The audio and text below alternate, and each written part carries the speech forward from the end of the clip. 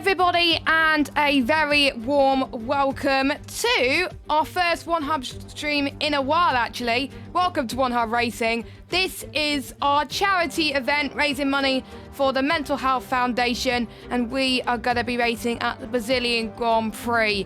More information about the format and everything and what's going to happen tonight will come by in just a second. But first of all, let me introduce you to who's going to be commentating this event. So you got myself, Jess Ball, aka JessGames95, and joining me in the commentary box by my side, just like in the All-Star race a couple of months ago, we've got Tom. Tom, how are you doing? Not too bad, thank you, Jess, and hello to everyone that's tuned in. And yes, it is the first race within One Hub Racing for a bit, hasn't it? And it's another charity one, and it's an important one actually as well, because all the money raised for this charity, in case you know what that charity is, it's the Mental Health Foundation. So, of course, we all know that mental health can take its toll on a lot of people. It does for me, quite frankly, considering that I'm autistic myself. We obviously know how important mental health is, and we want to not only raise awareness, but raise money towards the Mental Health Foundation. So if you do have a bit of cash on you, some spare change or whatever it may be, then there is a link to a Just Giving page for, I think it says something like One Hub's Racing's fundraiser for Mental Health Foundation. So you can find that and you can raise money. We're looking to get around about 250 quid raised, but anything more than that is an added bonus. So if you haven't raised anything yet in regards to it, then please do that if you've got time. I put the link in the chat for you, so if you haven't already donated, please do. And if you donate at least £1 to our charity, Mental Health Foundation, you get put into a nice raffle where you get a gaming mouse pad. You can either win a gaming mouse pad from Tech Sim Sports, one of our sponsors, so thank you very much to that, and a mystery sports shirt package. You can get a random F1 shirt. So those are the raffles there, so a little bit of an incentive. Now, qualifying has just started, but we will go through the format very quickly because I know you guys want to get going. So, Mental Health Foundation, obviously, we'll talk a bit more about. Obviously, Tom just had a chat about it. It's a UK charity for everyone's mental health, with prevention at the heart of what they do to find and address as a source of mental health problems. So, go and check their website out. Custom liveries, the drivers will be racing at tonight. So, some drivers have picked some from certain leagues, some people have picked it for inspiration from like their families and stuff, and some people have gone completely random, so I'm looking forward to seeing their liveries there. Custom weather. Now, before the stream, myself and Tom went in a party. Well, we were in a Discord call before it, and we both decided what the weather's going to be for the drivers, and we're not going to give it away to everybody because otherwise the drivers might be tuned in. Obviously, there's no clear indication to what they can see in the lobby, so we're not going to give it away too much. We decided weather for quali, sprint, and the race. It may be completely different. We may decide to be very nice. We may decide to be pretty evil. We'll see. And the format we will go through. It's going to be 4 qualifying.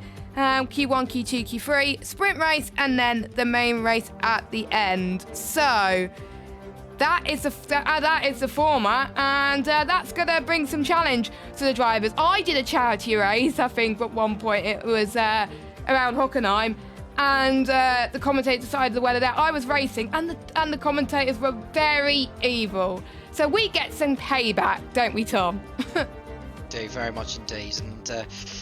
Yeah, so hopefully the drivers will be able to handle the pressure. We won't give out what the weather forecast will be, but I'm sure the drivers will be prepared for the unexpected, if that is how they may perceive it. Meanwhile, we've got J. Cole, who's in the, well, it looks like a green liveried car. They all are carrying their own customised car livery for this one, so it's not the sort of usual Formula 1 teams liveries that they're using. It's the custom design of their own. And there's a car in front of him that's looks in though that just got out of the way in time. But J. Cole's gone through turn 5. He's come out of Decided Largo and head up towards the double right-hander. The first is Farajora and the second is La Rajinia. And he's coming towards turn 8, third gear, as I've mentioned in the lap guide that was uploaded on social media earlier. And J. Cole will know this circuit too well, given his previous experience in the past. and he's coming through. Beaker de Pato, turn 10. That was where Lewis Hamilton and Alex Albon had their coming together on the penultimate lap in 2019. Down the banking of Magulio and into the final left-hander. Well, I say the final left-hander. It's a sharp left-hander of Yun Sao, and it's just a sequence of kinks before he eventually crosses over the line. This will be a bank collapse, so don't expect this to be the fastest time throughout the session. So 1 minute 8.3. So J. Cole sets the pace for everyone else to beat.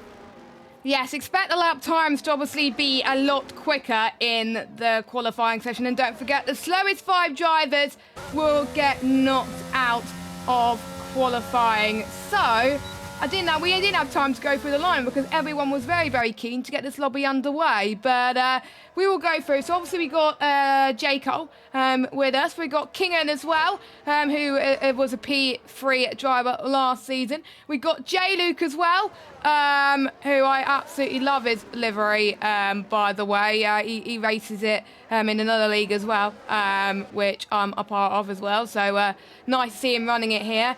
We've got Mason Jr. Now, Mason Jr. and Colin have run the same liveries, and I've got a bit of facts about them, actually. They're both running a 2000-inspired Vodafone McLaren Mercedes, which is quite nice. It looks very cool, so apparently they call themselves teammate. One person has binned it or retired, and that's Rudy. Now, Rudy was joined last minute, but he's not going to be taking part in qualifying. We got King J, who was in P3 last season. We got Lukey, who was in P2, one of our graphics extraordinaires and one of our owners as well. We've got Dane Star, who's won around Brazil in the past. It was a photo finish.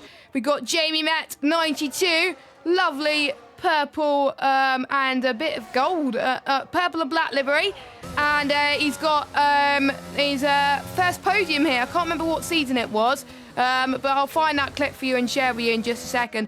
We got Lakitu as well joining us. We've got ERT Larkin as well. Now, those of you that are wondering, they're on Inters. Just get a feel for the track for some of these tracks. We got Delta Hunter. We got P1 Peru. We got Kieran as well. I have to say that livery does look very, very nice. I'm liking the effort they put into those liveries as Dane Star goes P4. We've got Jonas Albrit. We've got Colin. We've got Cam as well. I'm trying to see if we're not missing anyone out. We've got Waitsy as well. Cam Rules. Rudy, as I was saying. So we've got Lukey, Colin, Mason Jr., Waitsy, Larkin, J. Cole, Delta Hunter, Jamie, King J, Cam, J. Luke, Rudy. We got one of our commentators that's deciding to join the fun, who's actually racing. He was the P3 commentator from last season, Harvey. Now, he commentated on me, so I get full permission to curse him throughout the entire stream. We've got Dane Star, obviously, and I think that's everyone that I mentioned, and P1 Peru as well. So that is all the drivers. Slowest 5 get knocked out. Only 11 drivers set a time, but we won't get a feel as to how the drivers do until the end of Q1. And J. Cole is so confident, he's retired from the session. Yep, but he's done that in the pit lane, so he's not done it out. Sorry. No. He's not done it out on the track, so he'll be safe from where he is, I would expect. I've just noticed that Larkin's done his time on the intermediates, and we've got Harvey, I think, is just coming around to complete his first lap time on the intermediates as well. Just for the sake of interest, does he go in front of him? Oh, he's lost connection. It's a bit of a shame. But hopefully we'll see him back in the lobby anytime soon. On your thing with Roddy, he binned it at the Senna S. He crashed out, unfortunately, at the Senna S at turn 1. So he won't be going any further. And I believe a numerous number of people are leaving the session because Lukey's left now. Although that might be disconnection from Lukey. I hope I'm not the host, because I think I was covering an ERT event and it put someone with bad connection as the host and the lobby was lagging quite crazy. So luckily I do have a WhatsApp contact with him. So if we do have to restart it for any reason, he can rejoin. But Waitsy then, heading through towards the Senna S now. A bit of information about the track, by the way. First built in 1940. Didn't host a Formula 1 race until 1973. And the circuit translates in Portuguese as between the lakes. It's not that far from a lake, and it was renamed quite recently to the Autodromo Jose Carlos Pache in honour of Carlos Pache, Sao Paulo local, who won his only Formula 1 race at this circuit. Now, Tom, if that's okay, since I'm streaming at the moment, would you be, if you got Lukey as a friend, would you be able to give him an invite? Yes, I can, dude. That's not a problem. Perfect. So whilst he does that, we've got a few more people setting up lap times as Jonas Ulbrich goes towards turn 7. A few bits of the track was resurfaced actually back in 2014. There was a lot of development as well. Not being fully extended yet. It used to be, I think, around about 7.96 kilometres. It had a really bumpy surface. There wasn't enough safety barriers, and around about 1990s obviously changed to obviously what we've got today, which I prefer actually, as Jonas goes up to the line with a 108.861, which is not it's a solid lap time for him at the moment. We've got Delta Hunter that is on his out lap as well, so that is it. And luckily Lukey has joined again, so hooray, we're able to get going again. But the drivers were asking questions about certain things, so we will bring that in just a minute. And by the way, they are expecting us to be evil with the weather. Well, we're not giving it away. And they were asked who their favourite, the GOAT of F1, and most of them put Schumacher. Kingan actually put Fangio, good choice. And we've got Jake Holder picked Lewis Hamilton. Adrian Suttle, interestingly, someone has gone for. Wouldn't have picked that. But most people have picked either Lewis Hamilton, Michael Schumacher, Fangio, or Jim Clark. So there we go. Those are interesting facts there. But Delta Hunter goes on his lap. And what would you say the cut-off point would be for elimination? Probably hard to tell at this stage. I would probably say a high 1 minute 8 is what you're looking at, because you can see how close the times are. If you look at Dainstar in 9th and those around him, it does look close. I don't think Mason, Peru and all that. Oh, and that's Peru has gone off the track and into the barrier. Now, because he's crashed out on circuit, regardless of whether he'd be in the top 15 or not, that is his qualifying session. Yeah, that's his qualifying session done.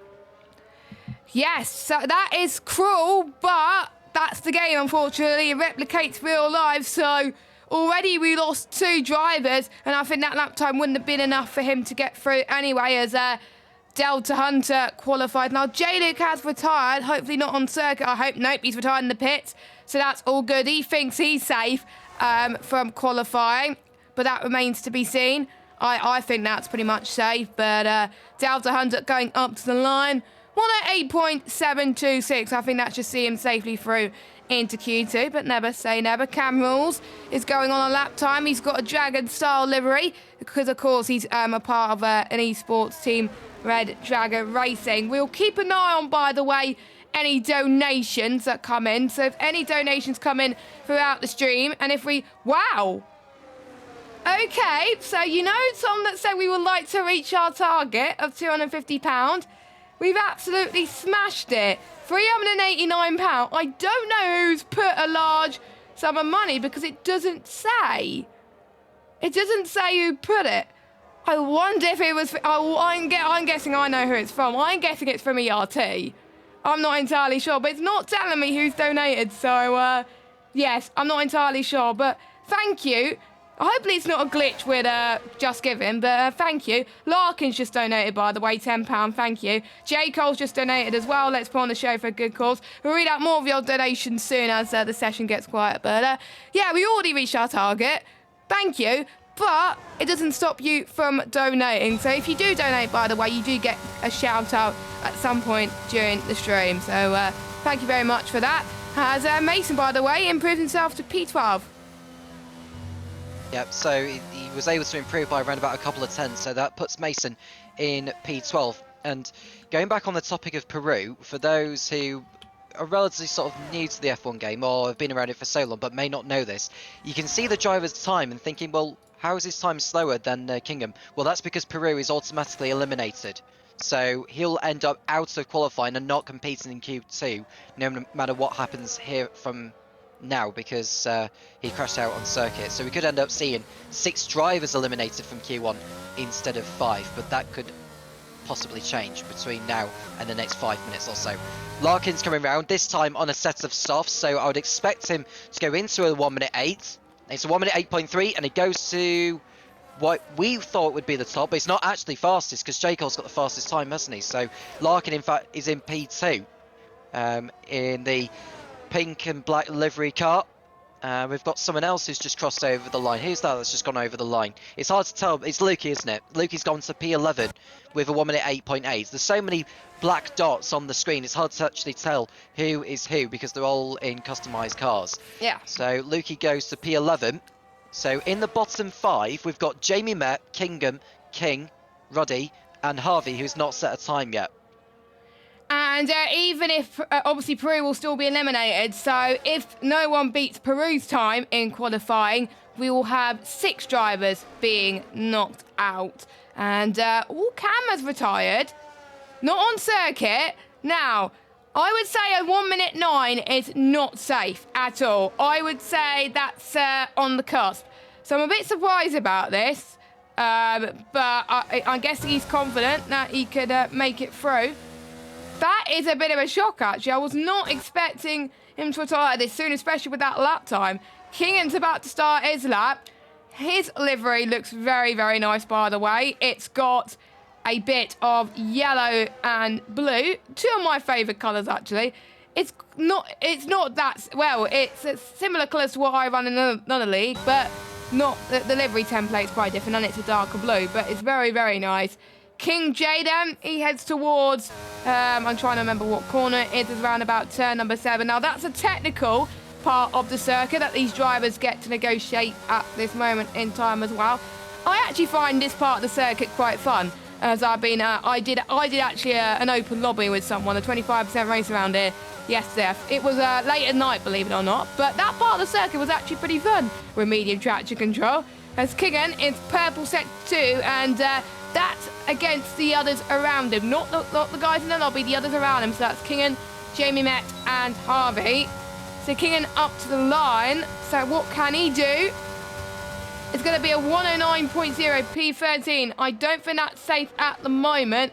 That bumps Cam Rules another place. Kingan goes up to the line. What can he do? He's found 3 tenths in the middle sector. 109.155 puts him into P16. We got Harvey, who is being a naughty boy and being last at the moment, but there we go. And but he's going to try and see if he can. I'm guessing he's on a banker lap at the moment. I'm going to try and reload the site again to see if anyone's donated. Oh, it's Chalkers. So it's Chalkers that's donated, and he's put, no one should be alone when they are struggling with their mental health. As someone who's on the autistic spectrum and with my family also having struggled in the past, I will always support this. Thank you, Chalkers, you absolute legend, for donating money that I can't afford at the moment. So thank you so much. And I think, obviously, with you and me on the autistic spectrum as well, I can relate to that. We can both relate to that comment.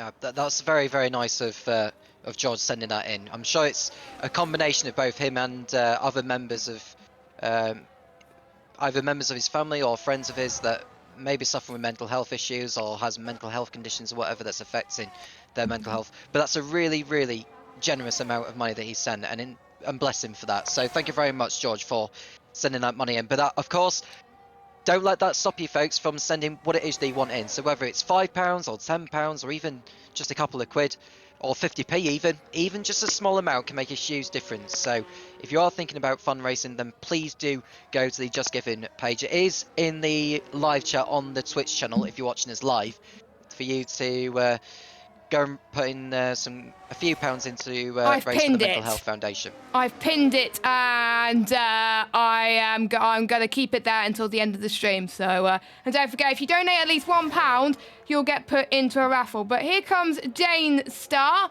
who I thought was going to come in, but he's pretty much safe anyway. A lot of people have retired, so we'll keep an eye on the people in the drop zone. Jamie Met has invalidated, but he's on the 108.998. Will that be safe? Remains to be seen. Cam Rules is on the bubble. He could be eliminated. King J has invalidated, so he's on the bubble. So the only one that could possibly do it is Kingen.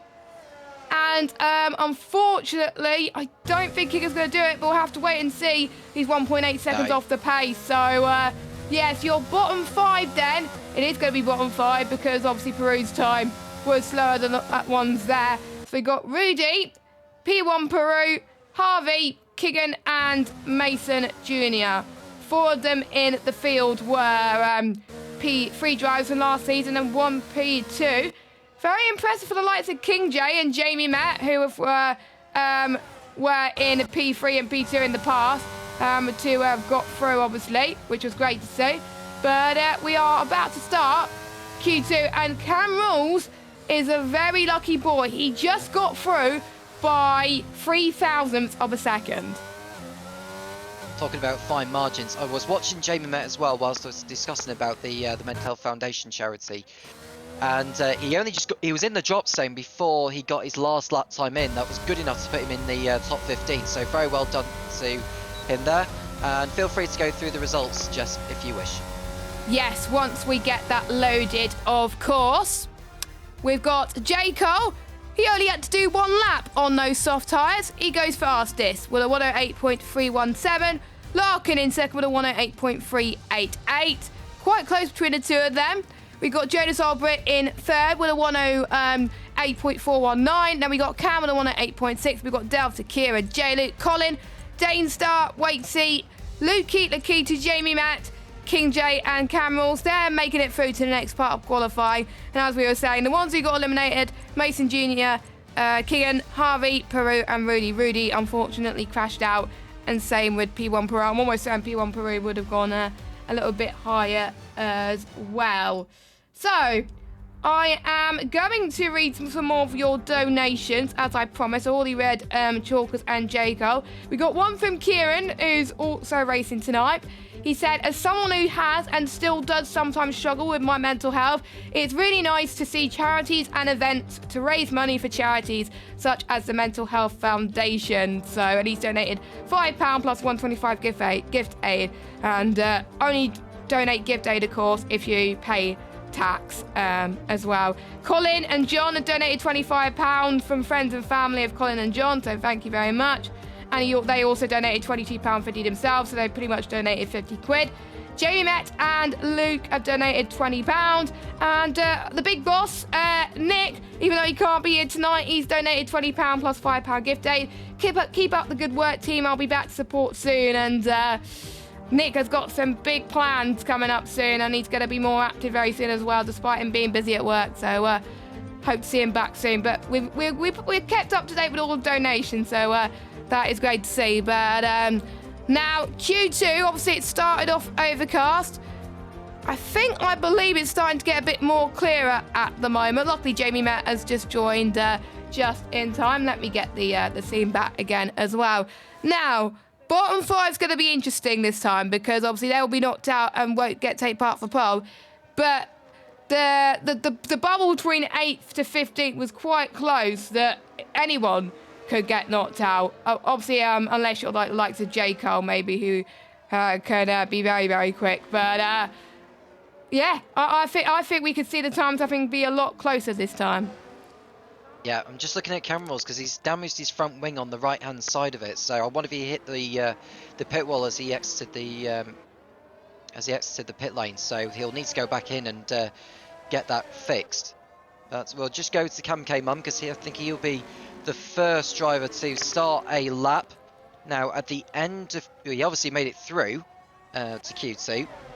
Couldn't quite remember which position he was in. He was right in the thick of it, I'd have thought, so he'll probably need to go... No, he was near the top 5. He was in top 5. Cam. Okay, so, yeah, so he was definitely in the thick of it anyway, but he's got an opportunity to get into the top 10 with the... Maybe not with this lap, because normally at the stage of the session, they try and get bankers in, and then as the track has picked up in the closing minutes, that's when they can actually start to find a little bit more time. And on a track like this, with the times ever so close between each driver, every bit of, like, every fraction of a second, either it's 100th or 1,000th or 1/10th, can make all the difference. And Kumkeman will very much know that hand from heart. So as he's going through Magulio, and this is Yun Sao as he's entering now. Nice lap time, nice line through there. Not too greedy on the throttle on the exit, good traction. And he's got the DRS open, and he's coming towards the line. Now he needs to try and get a low 1 minute 8, and it's a 1 minute 8.6. That won't be enough to get him into Q3, I would have thought. And don't forget, some of these drivers will be on scrub sets, because a lot of people use more than one soft to make it through into Q2. Unless you're J. Cole, you can have a few scrub sets, or you might save it for Q3 if you're confident.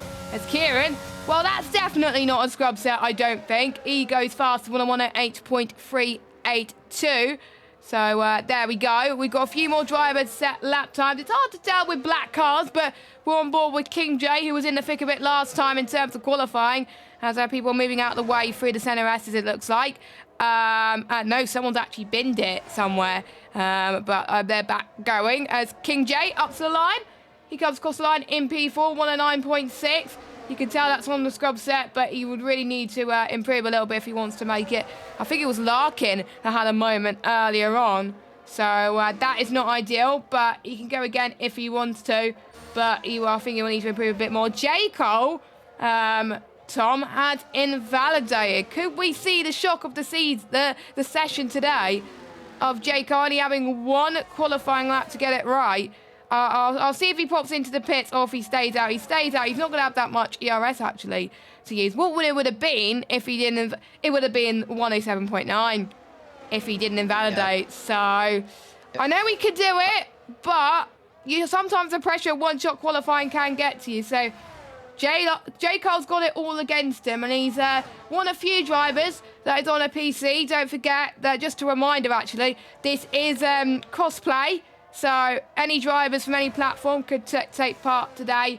And I believe I think we only have PC and PS representatives today, so yes, but J. Cole is definitely gonna pretty much dodge the bullet if he's not careful. Colin Mason, by the way, in his Vodafone McLaren Mercedes, goes up to the line now. He was purple against the drivers around him. 1 at 8.4 P2. Surely that must be on a fresh set, but you never know. If it's on a scrub set, that's very good. Yep, and it's 1 minute 8.4 would be a respectable lap time. I mean, you need to be in the low 1 minute 8s really to get into Q3. J. Cole's coming round. He's actually going into the pit lane. I'm a little bit surprised at that, because I thought he didn't have that much ERS. He didn't have much ERS to go again, that's why. Okay, so he's back in the pits, and those tyres will probably be saved for the sprint later on. Lukey's on a lap at the moment. Waits, he's on a lap. They're both just going through Decides of the Largo. Camrals is going through Yunsao, but he's not on a representative lap time. Larkin is going again. He's only set at 1 minute 20.8, which is not representative on this circuit. He's spun. And whilst we watch, and whilst you were mentioning the middle part of the circuit, Jess, as Larkin's going through Ferradura and Lorohinha, turns 6 and 7, instead of them going right, back in the 70s, around when Interlagos was beginning to host Formula 1 races, they actually turn like left and like for a hairpin for like a further inner section of the Interlagos track. If you have a look at a race in the 70s, the Brazilian Grand Prix in the 70s, you'll notice a configuration difference of the track in the middle part of the circuit. So if you go have a look when you've got time, then you'll find it quite intriguing. Waitsy goes to the top with 1 minute. Yeah, so he goes to the top with 1 minute 8.2. Nicely done from him. I'm just watching Larkin as he's going to the line now. And I don't think it's going to be a very quick one, to be honest with you. 1 minute 9.0. Definitely some work to do for him. That is not going to be enough to get him into Q3. So he'll need to go again. That's J-Luke going up to 8th. So Larkin down to 10th place now. And I think most of the drivers are in the pit lane preparing to go for their second runs. They may decide to wait until the last moment to do it, to save tyres for Q3 later on. Yes, if I was in the 108.2s, 108.3s area, the likes of Kieran, Lukey, and Waitsy, I would be confident that their lap will be good enough to make their way into Q3. I would retire from the session if I was them, unless they want to make sure that they're safe, because these drivers are very, very competitive people, and it is quite a close circuit. So, yeah. So, but those three may want to save a bit of soft tyres at the end as well. So, Waitsy currently fastest, Kieran second, Lukey third, Colin in fourth, Delta Hunter in fifth. He's on the PC side as well this week. As J-Luke, I believe, is about to finish a lap. I'm guessing he's been on 2 laps on the soft tyres. And even put in the chat that we all love a charity stream. Yes, we do. We always do. It's always a bit of fun as he dives into the pits. Everyone's going to go into the pits, actually. We just got... now, J. Cole's on Inters, and he put in the chat, he's going to give you some entertainment. I'm guessing he wants to start 15th on purpose, Tom. Well, does he? Because he's on an outlap, is J. Cole. I think may have just saved maybe a little bit of time for some clear tracks. So he's got a clear circuit for him to complete his lap on. So but even when he does this lap, he's got time to come in and get another set of tyres on to do one more run should he need to. But I think given the pace we've seen from him so far, he'll be aiming to get the fastest time in possible, which will maximise his chances of getting into Q3, no problem.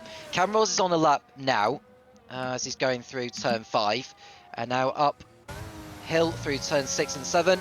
It's a very tricky part of the circuit to exceed track limits, because that outside curb sucks you in so much that it spoils your lap if you get it wrong. It really, really sucks you in terms of how you place the car for turn 8, because you've got to really focus on all fronts, really.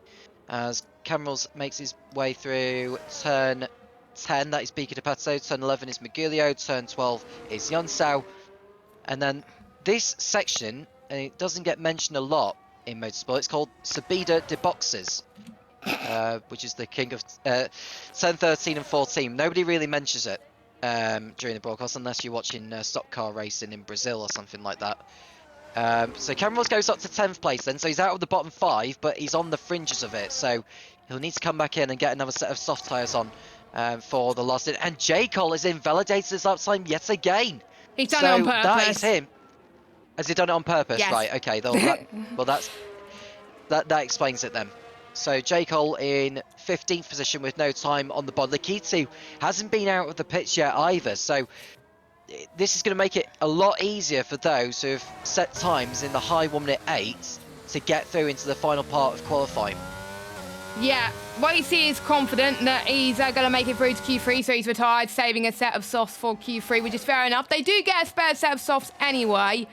Who knows, they may not get a split set of softs. We may have decided to throw some wet weather in Q3. We don't know. Again, we're not going to reveal too much of the weather at the moment. 108.153 is Dane Star. That should see him safely through into Q3. Cam Rules has invalidated on his run. We'll watch Larkin, then he's 11 seconds quicker. Well, of course he is, because that was obviously his outlet earlier on. But he's going towards the Cedar de Largo right now, going up the hill. He's in 11th spot at the moment. The Constructors' Champion from last season in P1 really needs to step it up if he wants to make it into Q3. J. Cole's lap time on the Inters, by the way, 111.3. That's pretty... That's what I could do on race pace, usually, on mediums. That's embarrassing for me. But I have to say, that's pretty good. 111.3. Cam Rules as... Oh, Cam Rules has binned it? No, that's Yeah, not... he's retired on circuit. He's retired on circuit. Hopefully he hasn't... But he's gone... Yeah, he's done it via the pause menu, though. Not right, actually, okay, so he's fine. I don't think he meant to retire on chat, but of course that bridge when we get to it. Larkin up to the line, 108.100. That, I think, is one of the fastest lap times we're seeing so far, and that's definitely fastest for him. J-Luke then is going to be the next driver to finish off his lap then, Tom. Yeah, so Cam Rolls is out of qualifying no matter what happens from here on in, so perhaps too complacent unless he felt like he wants to save some soft tyres for the sprint later on. Nikitu's on a lap now. What is J. Cole deciding to do? Is he going to come into the pits, or is he going to carry on his intermediates? He's coming in, and sensibly so.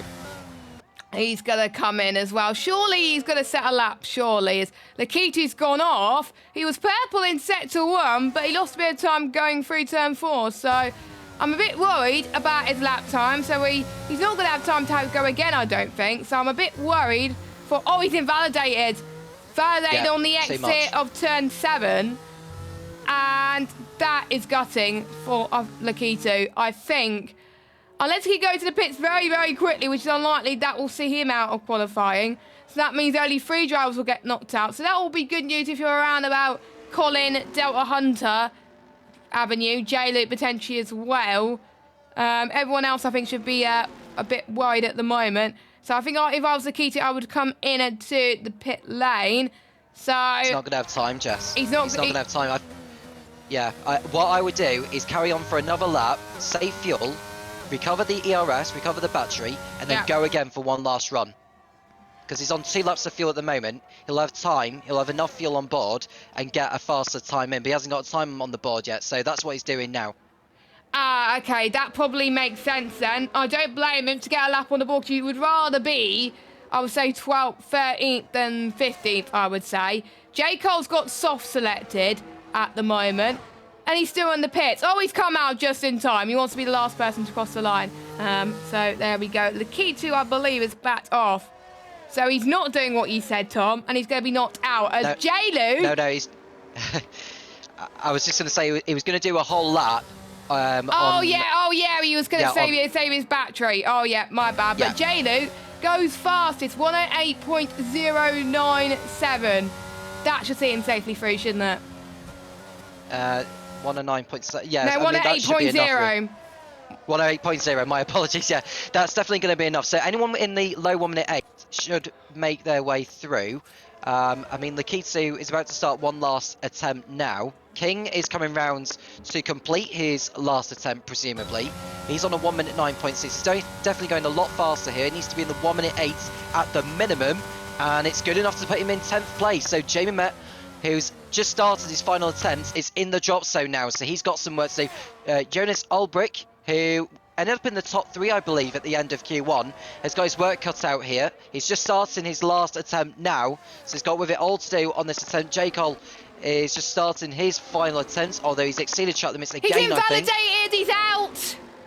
Yeah, he's done. So J. Cole is out of qualifying. He goes no further. Lakitu got over the line before the checker flag, so he's got a chance to get out of where he is right now. King's off the circuit, but he's not going to hinder anyone. Kamiko Monster started the lap. Delta Hunter is on a lap. Colin Mason is on a lap. Cam's invalidated, so he's not going to improve. Colin Purple sector 1, and I took through the final part of qualifying in Q1. I'll let you do Q2. Okay, so Jamie Met is coming round to complete his last attempt. He needs a 1 minute 8.6 to get out, and he can't do it. He bettered his time, but not enough to get through into Q3. So Jamie is gone from qualifying. Now Jonas Ulbrich is going a lot faster through sector 2 than what he did last time. We'll go to Lakitu in a moment as Delta Hunter goes fastest, but that's not the talking point. The talking point is who gets eliminated at the end of Q2. Jonas going over the line. Is this good enough to get him out of the bottom 5? It is. He goes 6th. Lakitu goes up to 6th place. So in all of that, Cam K Mum and King have been knocked out right at the last moment. Colin Mason going over the line, and he goes up to 4th place. So Luke is through by less than 0.3 of a second, but he needn't to worry because Cam K Mum is the last man over the line, and he's not going to improve either. So the bottom 5 will lose at the end of all that as Cam K Mum ends the session in 11th place. It's Cam K Mum, it is King J. In 13th position was Jamie Met, and it's Cam Rolls and J. Cole who ended up the slowest, bearing in mind he was on the intermediates, in 15th place. So the drivers are through are Delta Hunter, J. Luke, Larkin, Colin Mason, Dane Starr, Waitsy, Lakitu, Jonas Ulbrich, Speakai and Lukey. All of them will get a shot of going for pole for the sprint later on. That's going to be close. Almost 4 attempts separating the whole field. I have to say, Lukey and Kieran were close, 1,000th of a second, and Delta Hunter and J. Luke 78,000th, and Lark is even closer on that. So make sure you watch the qualifying 3, because I think it's going to be absolutely electric to see who is going to be the fastest driver in the charity event. Now, don't forget, it doesn't decide the grid for the race. It decides the grid for the sprint. The sprint race decides the grid for the main 50% race. And I forgot to mention is the main race will be normal 100 racing rules, 2-stop race. The drivers will need to do. So looks like it's gonna be dry Q3 as well. So no rain for qualifying, which gives drivers, I think, a lot more time to get their laps in at the moment. We do have a few more donations that I would like to just go through, because a few people have donated. We're now on £444. So thank you very much. We've got J. Luke, who's donated 60 minutes ago, and he said, having struggled with my mental health for a number of years, as well as dealing with other personal issues, I'm always be happy to support a charity like this, and it's from himself and his family. So thank you to J. Luke and his family for the massive donation, 50 quid. So thank you so much. And we got P1 Peru that's also donated. Great cause. Hope I don't crash in the races, unlike qualifying. So those are your latest donations. So the top 10, we've got 11 minutes now to go to see who is going to make it and get pole position. A few people are going to be gutted that they didn't make it through. Now, we do have a few other people that have put in their interviews about what their liveries were inspired for as well. Lukey said to me that he's got a livery inspired by a team that was a one-season wonder. Now, I wonder if Lukey can tell me that at the end of the stream what that is. Larkin says his livery is the best, according to himself. Interesting. I actually like his livery, though. It looked very nice. Jonas noticed that he was not that creative, but he did spend some time trying to make this livery a little bit of fun. So I'm liking the livery element as well. So we're starting to get people on laps. Don't forget they have a fresh set of tyres for Q3, and the ones that only use one set have got a big advantage in this session. Basically, they could go on 2 runs on a fresh set of the soft tyres. Now, I'm going to put you on the spot here. Your predictions for pole position, who's it going to be? My money is going to be... I'm going to go for Delta Hunter because I was pleased with his pace. This is the kind of circuit where he thrives in. He doesn't do well on every single circuit, but Interlagos, I think, is his happy hunting ground, ironically, living up to his name. So he'll be looking for the best lap possible, really, and I think he's got the pace to do it. So Delta Hunter will be my man for pole for the sprint. In terms of who will be in second place, in case you asked me that, I think it could well be Larkin, because I think we saw the pace from him at the end of Q2 that he's got it. So let's hope to see that he can live up to it as J Lake goes on line 1 minute 9.0. Colin Mason with a more representative time, 1 minute 8.4. What about those behind? Well, Waits has gone second with 1 minute 8.6. Delta Hunter is still in the pits at the moment, so he's not going out there to show his hand just yet. Larkin is on a lap though, and he's going through Beaker de Pato now, through Magulio, and he's going through the last sector. Well, he's just starting the last sector now. There's a 51.4, I believe, by sector 2. So how is he going to get on in the remainder of this one? He'll want to be ideally aiming for a high 1 minute 7. If he can get a high 1 minute 7, that would be fantastic. Just misses it. 1 minute 8.0, but good enough to put him on provisional pole for now. Dainstar, though, is on a lap at the moment as he heads towards the final few corners of the start of sector 3. So we'll see if he can improve on Larkin's time, but I wonder if he's going to go on a scrub set as well. You can lose a lot of VRSs, so I think one thing for the race at least is they're going to be burning a lot of battery, I think, for the start, but they're going to save it later on. But Dainstar up to the line, 1 at 8.4. Solid lap time, but again, he needs to find a bit more time. Lukey has now confirmed to me that it's a Brawn-style livery. And unfortunately, Bazza had to pull out of the race last minute, unfortunately, which is a shame. He got called up for work, but I wouldn't have been surprised if Bazza would have run a Brawn livery as well. So we would have had 2 Brawn liveries on the grid, which would have been quite cool, but we're not going to get that today. Lukey, purple sets 2 out the runs around him, which is well, not many people around him have set lap times, but one of it's purple overall. We'll have to wait and see. One of the owners of One Hub Racing, he goes up to the line, and it is a 108.2 solid lap from Lukey at the moment. And thanks, Nick, for your support, by the way. He just posted a lovely tweet, so thank you very much to him as well. And like I was saying earlier, hopefully we will see him back at One Hub Racing very, very soon. Yeah, and it's been a interesting qualifying session of Q3 so far, and Delta Hunter exceeds track limits at turn 8. That's a shame, so he'll have to go around again to burn off the battery. Oh, so to save up the battery like what Nikita was doing at the end of Q2, or just come back into the pit lane and get another set of tyres on. Has he got time to do another lap of recovering the battery and then do the flying lap, or will he decide to come back in? He's got a decision to make now in terms of what he's going to do. I reckon he'll probably do... I would just come into in. the pits, to be honest with you. I would come in. But he's not doing it. What is he doing? I mean, I'm absolutely stunned, because if you look at his ERS... He's not going to have enough time to come in. Oh, yeah, he will. Yeah, he will. Scrap that. But that is very odd from Delta Hunter. Maybe since the charity race, he wants a challenge, maybe. But I don't know. I don't know what it may be, but he was on a 16.9 through sector 1 when I was watching him. And then it just cut the inside section of turn 8 too much, unfortunately. I mean, to be honest, if he knew his lap had invalidated, why didn't he just back off and recover the battery sooner? Because the thing is, you need more than a whole lap, ideally, to get the battery up to where it needs to be. I would as well. He's not gonna... Yeah, and now that he's done the lap that was not, because he exceeded track limits, he's wasted that time when he could have been recovering the ERS battery sooner. Yeah. So I don't understand what went through his mind at the time when he went through that. If you know the lap was invalidated, why bother completing it? Because all you're doing is just wasting tyre life as well as wasting ERS when you could have been saving them. It makes no sense to me at all.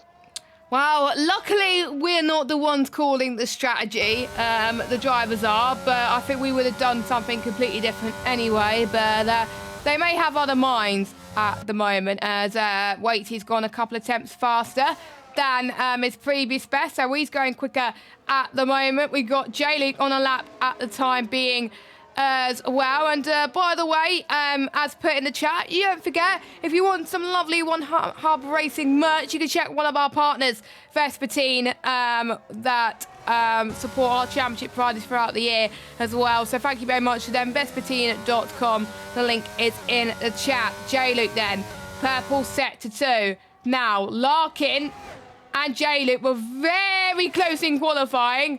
This could be a showdown between those two. 108.643, so he's going to find more time if he wants to get pole. I believe that was on a scrub set, but earlier on he said he was on a new set in Q2, I believe, so that explains it as well. So everyone's going to dive it into the pits and about to go for one final run. I'm looking forward to seeing who's going to get pole. I asked you who was going to get pole.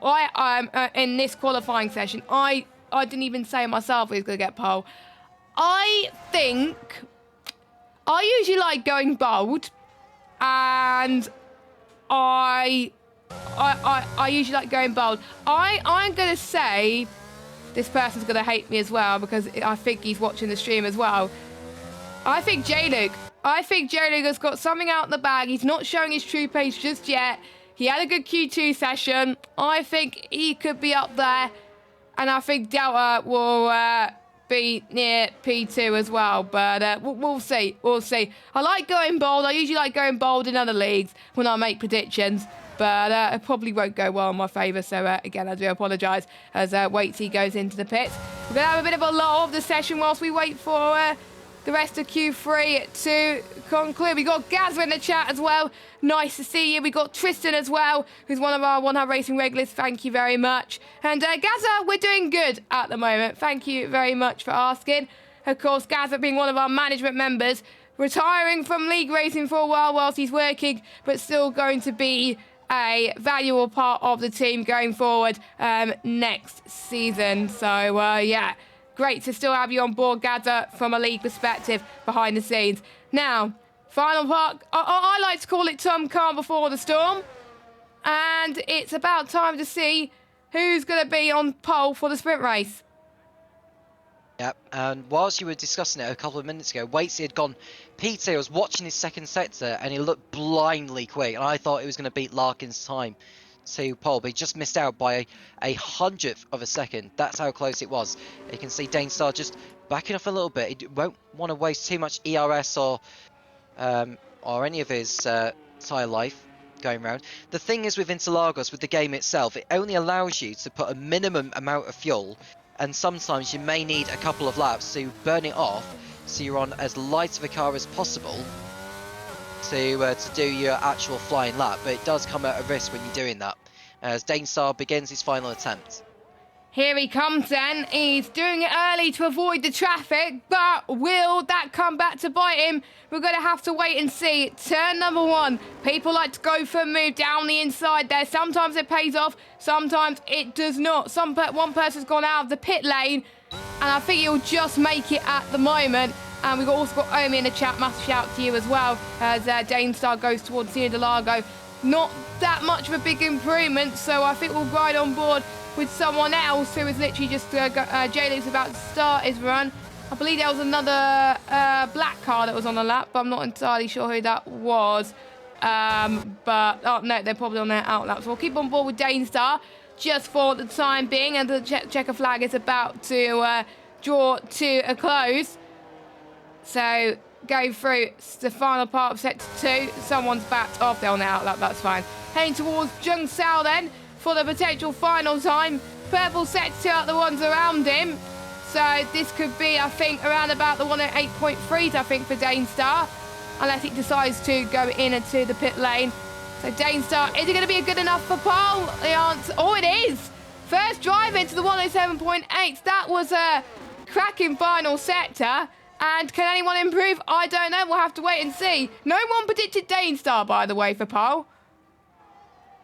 No, and he's proven it. And I always knew he was going to take the shorter route to the line, Jess. So he wasn't going to go in the pits.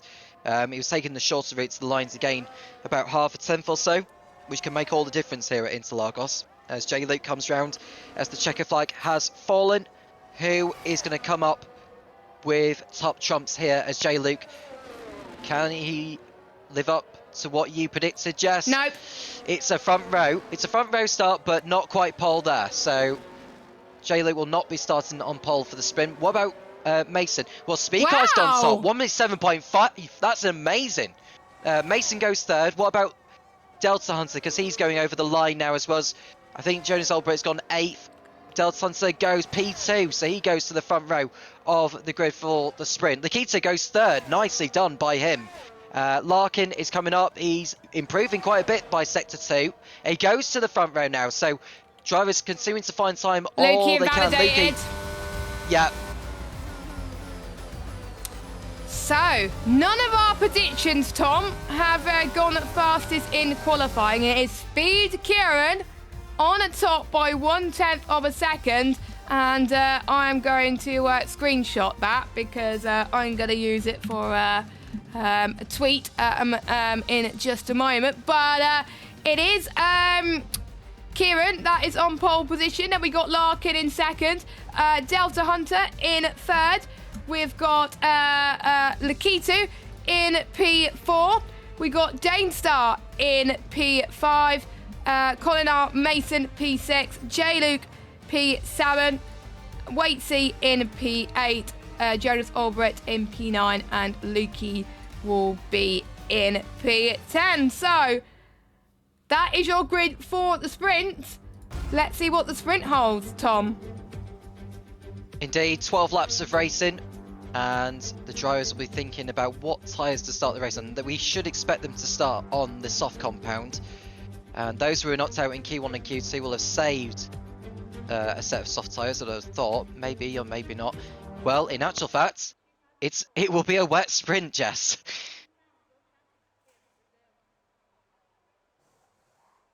So as we wait for the cars to begin the race, I don't know if there will be a formation that, Jess. You may have to fill in on everyone on that, as we are 50 seconds away from the start. I am not sure if it's a formation lap or not, but we will see. I won't have time to do the tweet otherwise, but yes, there will be no One Hub Racing charity race without a spot of rain to ruin it for everybody. So we decided to put some rain in there for the sprint at least. Will it stay wet for the entire sprint remains to be seen. Obviously, we know if it will stay wet for the entire sprint or not. You guys in the chat will not. So everybody is going to be on intermediate tyres, and luckily, Tom, we do have a formation lap, so we could breathe a sigh of relief. Yeah, so Speak Eye on pole ahead of Larkin, and it's Delta Hunter and Nikito on row 2. Danestar and Colin Mason are on the 3rd row, with J Luke, Waitsy, Jonas Olbrit and Lukey rounding out the top 10. We've got Cam K Mum and King J on row 6, followed by Jamie Met and Camrals. Then it's J Cole, who'll be one to look out for. Someone spins off the circuit, that's Delta Hunter, but that won't have an effect on anything. JR Mason is 16th, and it's Kingham, Harvey, Peru and Rudy rounding off the grid for the sprint. Now, of course, the finishing order of this will determine the grid for the main race later on. There are no points on the line.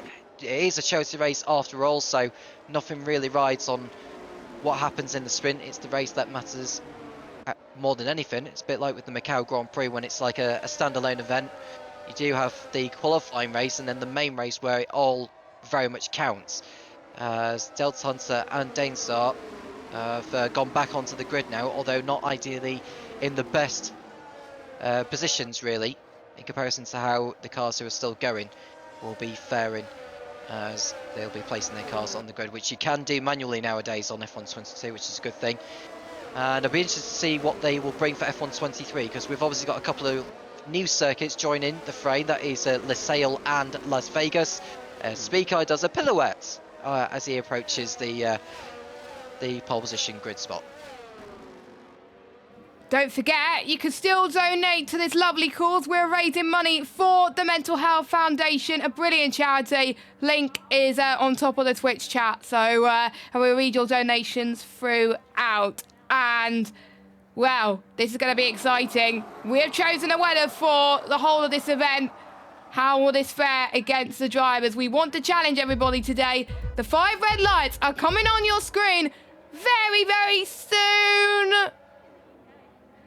And we are go in Brazil. Let's see who has a good start. Kieran has a good start, but Larkin trying to get on the inside in towards turn number 1, and he does it with ease at the moment. Larkin is into the lead, but Kieran tries to get the cut back as well. He's lost a bit of ground from Danestar. Danestar's overtaken him into P2 at the moment. Nikito has had a good start. There's a few spinners in the background. We got Mason that's off, Harvey, Jonas and Cam, so they've all had a bit of a moment. At the moment, the conditions are starting to get quite treacherous, and Rudy and Mason are out of the sprint. And is it a safety car or a VSC? I think it's a VSC. So I don't. It's a VSC. Yeah, no yellow dot. Oh no, it's turned to a safety full car now. It's turned to a full course yellow. We can now breathe a bit of do a bit of breathing for the moment, and just reflect on that start. Yeah, there were so many cars all over the place coming around the Curve of the Sol. Rude carried too much speed, just didn't slow the car down in time as he was coming out of turn 3 there, and I think Mason was trying to avoid it and ended up spinning into the barrier himself, and both of them out on the spot, but at least they've got another chance of it coming up later on.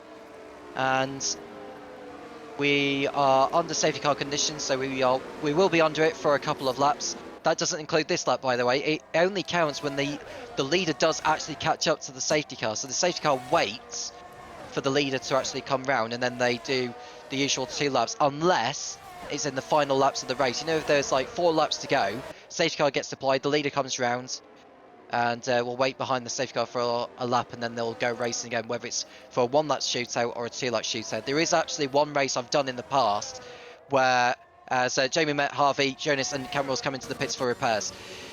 So there was one race I did in the past where the safety car came out with 4 laps to go, but it was so close to the line that the leader had already gone past the safety car. So it went round again, the leader, and then the safety car picked the leader up with 2 laps to go, and then the safety car pulled in with 1 lap to go, and we had a 1-lap shooter. That's the only time I have witnessed that happen in this game. So it can actually happen, you know. It happened on the last game as well in another league around Abu Dhabi, of all things. We all know what happened in the 2021 Abu Dhabi Grand Prix, but I kind of made that reference back then. I think it was on the last race of the game cycle, and it was just like, oh, one race, one lap shootout to decide a championship, and that was quite interesting at the moment. So there we go. But anyway. It could happen. I've never seen it happen when I've raced a race. I've only seen it happen when I've commentated. I would like to experience that from a racing perspective, but I'd probably struggle a little bit as Larkin trying to get some heat to the tyres. Hopefully we don't get that many safety cars. But bearing in mind, I did check the lobby settings before we went live. Safety car is on reduced. So, but that still might mean the safety car may come out. Jonas Albright has gone for a little bit of a spin and done a little bit of lawn mowing. This gives me a chance to read more of your donations, so I will do that in just a moment. We've got, I think, quite a few more. So we've got Gaza, who is in the chat. He's donated £10 and he's given us 2 purple love hearts. So there we go. And we got Ace, who again is one of our commentators who's racing today. He's placing in 16th place. He's saying maybe out in Q1, but it's a great charity, so the support is all there. And Hayden Rogers, who from RDR has donated £5 and is saying, let's go RDR driver. So thank you very much. Come on. I'm going to set a new goal now. Can we get to £500 for our charity race by the end of it? That will be amazing. So if you haven't already, and you would like to support this amazing charity, click the link in the description to our Just Giving page. If you donate at least £1, you'll get put into our nice charity raffle, where you can win either an Assetec Sim Sports cap or a random F1 merch shirt. So yes, I would recommend you do that as well. And we did mention just before the stream, just as we started actually, about what the great support mental health does, and their work actually involves rigorous research and practical projects to identify what's most helpful, public information that empowers people to look after their mental health, and influencing work to move policies in the right direction. Tom, safety car as coming in, and Larkin is going to lead the field. Let's see what he could do on this restart. So Larkin, when will he decide to go? Because this is the he could have gone then actually, because he had quite a gap over Daneson. He could have caught him napping. He's going now though, and he's got quite a gap over the others. So Larkin will lead the field on the restart here at Interlagos. It's the sprint, remember, as we watch Speako thinking about a move on Danestar going into turn 1. Danestar goes in too deep, and Speakai is going to go to the outside through the curve of the soul that will give him the inside, and he's got through. I've just seen Deltanza nearly dropping it as well, going through the curve of the soul. He's dropped behind J-League, so Deltanza having a little bit of a mare so far on this restart, and he's having to recover it. And Lukey is under threat also from Waitsy, who went offline for a moment, but he's okay at the moment, as Colin and Mason and J. Cole are running in 9th and 10th. King J, Kingham, Kemke Mum are just outside the top 10, and the field making their way through. So no dramas really on that restart so far. We're on that 4, and hopefully won't get any more crashes between now and the end of this sprint. You say that you want it to be a £500 goal by the end of this race. I was actually going to set it for the end of this sprint, Jess, because given the pace of these donations that are coming through, I think £500 before the race starts, the main race that is, would be a fantastic target to achieve. £469. Now, it does take a while for the Just Giving page to donate, so we won't be able to see who has donated and for a while yet for that, so thank you very much. So, yes, to be fair, I haven't donated yet. I'm a one-on racing owner. I'm commentating and I haven't donated. So I'm gonna donate at the end of the race. But with me saying the goal of £500, I'm tempted to do it before the end of this race. But we'll have to wait and see. Let's see what the drivers can do. Larkin's already pulled a 1 second gap over Kieran at this moment. Lukey's gained 3 places, by the way, and Peru has gained 5. So that is great to see. Great to see some zone drivers going on. As we got J. Cole that's going for a move on King J. I think I saw Jading trying to go for a move as well on Delta Hunter. They were going side by side through turn 5 earlier on as well, but to no avail. It looks like they're quite even on pace at the moment. I wonder what setup they'll be running for this weekend, because obviously we've got a wet sprint. It also depends what the weather's going to be like for the race. Would they rather have a wet setup, maybe, knowing that they could see some rain, maybe, potentially, or would they prefer to have a dry setup? I don't know. Obviously, I can't say my intentions until the end of this stream. I will show you what I would have done if I had to experience the same weather as before. As you can see, we're on lap 6 out of 12 at the moment. No DRS, remember, unless it gets dry towards the end, which, well, the way it's coming down, it's looking unlikely, but you never know with Formula 1 games. Anything can happen, of course. Here comes the key 2. People are finding it hard to overtake at the moment, as we've got Jonas Olbricht and Jamie Met. Jamie Met's had a bit of a moment. Oh, no, it was Jonas Olbricht that got past Jamie, so there we go. So Jonas Olbricht is up into 17th spot. Harvey, by the way, Ace, as I like to call him, he's doing a great job. He's up to 16th place, don't forget, after starting near the back. So he's doing a great job climbing his way through the field. Waitsy pretty much just stayed where he is, as well as the key to. But a lot of people, I assume, will be taking it cautious for it, because they don't want a damaged car. And they don't want to be starting near the back in the main race, at least. We're having a bit of a squabble at the back, which is great to see. So who knows what could happen. Peru's got damage, Jess. He's had a collision with someone at turn 8, and his front wing's damaged. So that's it's kind of like a double whammy. Oh, and that's Jones Obrick going for a sprint as well, and Jamie nearly collected him. But yeah, Peru's front wing damage is going to cost him, because on a track like this, I know obviously it may not look like a downforce type track, but you need more downforce in the wet than you would do in the dry. So the last thing you want is getting front wing damage in wet conditions. It's a nightmare when you are suffering with front wing damage. The only time when it may be okay is if you're on a circuit like Spa or Monza, for instance. It can help you gain extra straight line speed, but in the corners it can be a nightmare. Yeah, I have to say this, but me doing some practice for a league race I've got next week, I found exactly the same thing. I need to run higher wings. Oh, we got damage! That's, is that Waitsy? Waitsy has got damage to his front wing, so he's made contact with someone. Jaylu, by the way, going to do for a massive send of dreams here, but Lukey's going to say, no, I'm having none of that. And Lukey's in there as well. He's right in the middle of this. They're going to go side by side. It's going to be very, very tough. Jaylu just about holds on to P6. And he's doing a brilliant job as well. He's gained 1 position from this race. Colin has gone down the inside of J. Cole. And J. Cole's a bit under pressure from some of these guys. Oh, whoa! Contact behind. Contact, that's Cam and Kingan that's had to come in together, Tom.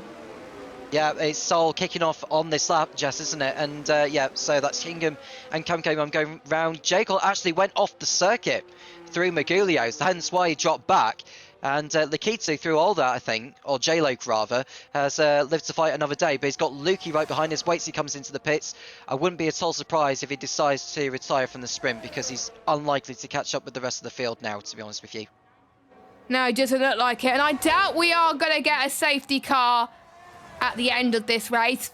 But anything can happen. Waitsy, though, if I was him, I would keep going, because I would rather start like in the middle than start where he is at the moment, and points mean prizes, even though I think obviously winning races is pride at the end of the day. There's no prizes, I believe, so but they're all just racing for a bit of fun, for charity as well. Larkin 2.8 seconds over Kieran, so Larkin's start earlier on did help him, even though he had that safety car to contend with as well.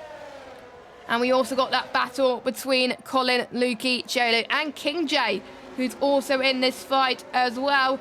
That is great to see as well. Don't forget, this track has 15 turns, 5 to the left, 10 to the right. We always see drama in Brazil. We've seen, I think, Lewis Hamilton had some drama in the past. We saw Gasly take his first podium here in the past as well. So we have seen surprises through here as well. As we see, I think, J. Cole trying to overtake King J in the background. He is a quick driver, but he's finding it hard to overtake in these wet conditions. So let's see what J. Cole could do as he goes down through to Decida Largo through turn 4, and a bit of contact from the pair of them.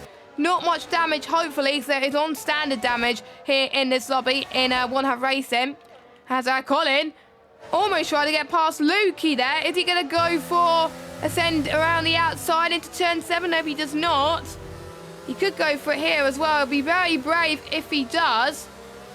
But it's just, well, despite the high downforce, you may think, you might think, oh, I could turn better. No, it is very difficult. Obviously, some people will be running varying assist. Some people will be running no assist at all as well. And Lukey was open, by the way, when I was sorting out the lobby settings and the weather. He was hoping I wouldn't change his assist settings. Luckily, I didn't. I'm not that evil. But yellow flag, Tom. That is... Yun Sao. That's Jung Sao. That's Jonas Albrecht, I believe. Yeah, so he's gone for a spin again. He'll probably want this sprint to be over. He will hoping that it will not be a wet race later on. As Jago goes up into 9th position now. He's past King J at last, although will King J have anything to say about that? I don't think he's going to on this occasion. So he sits in behind the green liveried machine.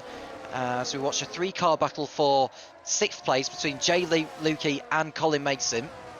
And Jay Luke's dropped back from Delton, so Delton looks rather safe from those behind, but he's not going to gain anything up ahead unless Danestar and Speakai and Lakitu decide to have their own battle. We've got 2 laps to go at the end of this lap, so there's still time for things to change. And we'll be looking to see if there will be any more battles and overtakes being made before the checkered flag. At this stage, you probably won't want to risk anything in terms of sacrificing your position in terms of starting at the back as opposed to starting where you are currently as far as the sprint positions are concerned. As the leaders are coming round to start their, well, they started their penultimate lap now, and Danestar is right on the tail of Speakai, but he can't seem to find a way through. But the advantage that Speakai has, he's got a lot more ERS left in comparison to Danestar and Lakitu, so that should help him keep hold of the position in the closer stages. As Colin Mason gets a 3-second time penalty, that's going to be costly at the checkered flag for sure. And it is J. Cole that's going for the move here into Decida de Largo. As Jamie Met also got a penalty as well. J. Cole down the inside into Decida de Largo, and he gets through up into P8. He surely didn't have to do it, but he was worried he might get hold up, so fair play for him for going for the move. But I know Colin is a racer. He won't take no for an answer, and he will try and make sure to try and close in on J. Cole again and go for the move. But J. Cole is now in this 3 or 4 car battle for P6 of this race. So bring it on for J. Cole. All this squabbling was allowing them to close up a little bit as well. But that could have huge repercussions for the race if any of them crash into each other, which we hope does not happen for the time being. So final lap then as Larkin crosses the line. We'll see if Danestar can use a bit of his battery to try and close in on Kieran, but this is a battle that we want to see. It's J. Cole versus Lukey versus J. Luke versus Colin Mason then. As J. Luke trying to make sure nobody gets that slipstream. As J. Cole trying to go for moves left, right and centre here for the final lap of this race. No, they're going to use a bit of battery then, a bit of slipstream. Here comes Lukey then, trying to get past on J. Luke into Decida de Largo. Can he quite make it work? Nope, he cannot. He stays behind. And I think J. Cole would really want to have a piece of the fight. He would go for moves. He would go and send it. He's going to try and go send it. Look, J. Cole! Oh, no. J. Cole having a bit of a squirm there. That will invite Colin back into the frame as well. And also King J as well. But let's go on board with Larkin then. He was faultless throughout this entire sprint. The safety car did not phase him. He had a very, very good start as well. And unless he doesn't bin it, he's going to be starting the feature race on pole position. So here he comes, Larkin up to the line. He gets his weekend off to a great start. He wins the first race of the evening with 2.7 seconds over Kieran. I bet he'll be a bit disappointed with P2, but surely someone on the front row will be probably, he would prefer. Danestar in third, Lakitu fourth. Who's going to get sixth? It looks like it will be J. Luke. Lukey in 7th, J. Cole in 8th, but without that mistake, I'm surely with a challenge for 7th. King J in 9th, Camel's 10th, Colin will be starting 11th. Ace, our P3 commentator. Fair play to him, throwing under the radar with no penalties. Slots himself into P12. Well done to him, doing a great job. Doing better than some of the drivers there. So it proves the commentators can race. P1 Peru in 13th, Kingan in 14th, Cam in 15th. Jamie Met will be starting 16th. Jonas will be starting 17th. Waity will be starting 18th. And Rudy, I'm trying to remember who has retired. But it was Rudy and Mason. someone else. Yeah, Rudy and Mason will be starting at the back of the grid. Sorry about the camera, unfortunately, but we will try and make sure the camera's more stable for the entire race. But here's your order then. Larkin from Kieran, Danestar, the Key 2, Delta Hunter, J. Lukey, J. Cole, King J, Cam Rules, Colin, Harvey, Peru, Keegan, Cam, Jamie Met, Jonas, Waitsy, and then Rudy and Mason. That's your grid for the feature. And we've got 36 laps ahead of us. And a reminder for those of you that are watching, 2 mandatory stops for these drivers. And it's going to be very interesting to find out what strategy will they do. Will they start on the soft tyres? Will some people start on the medium, thinking that they could there could be no safety cars? Or will we see someone brave starting on the hards? Very interesting indeed. And we'll find out what happens very shortly. Yeah, so 2 stops mandatory for the drivers that they must do. Now, they'll be thinking 2 sets of softs and a set of the mediums. That would probably be the best strategy as opposed to what tyres to start the race on. Well, that's another question, isn't it? And so the sun is out. So we are in for a dry start to this one. And the drivers will be thinking about, well, they're on part FOMO rules now. So whatever setups they're on, they have to go into the race. The only thing one of the things they can change though is the front downforce, because in these conditions you don't need as much downforce, front downforce as you would do in the wet. That's why drivers are given the benefit of adjusting that, should they wish.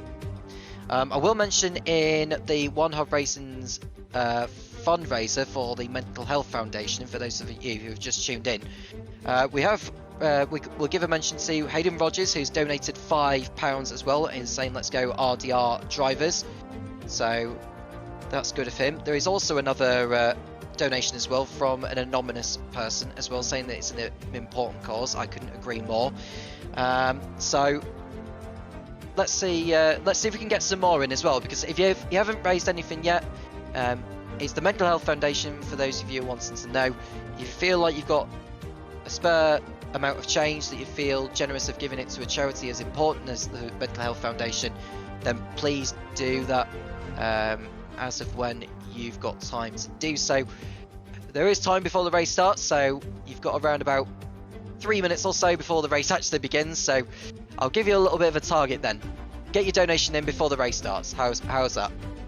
And what target of money should we set for the end? We got one before the start and one at the end of the race. What should we do?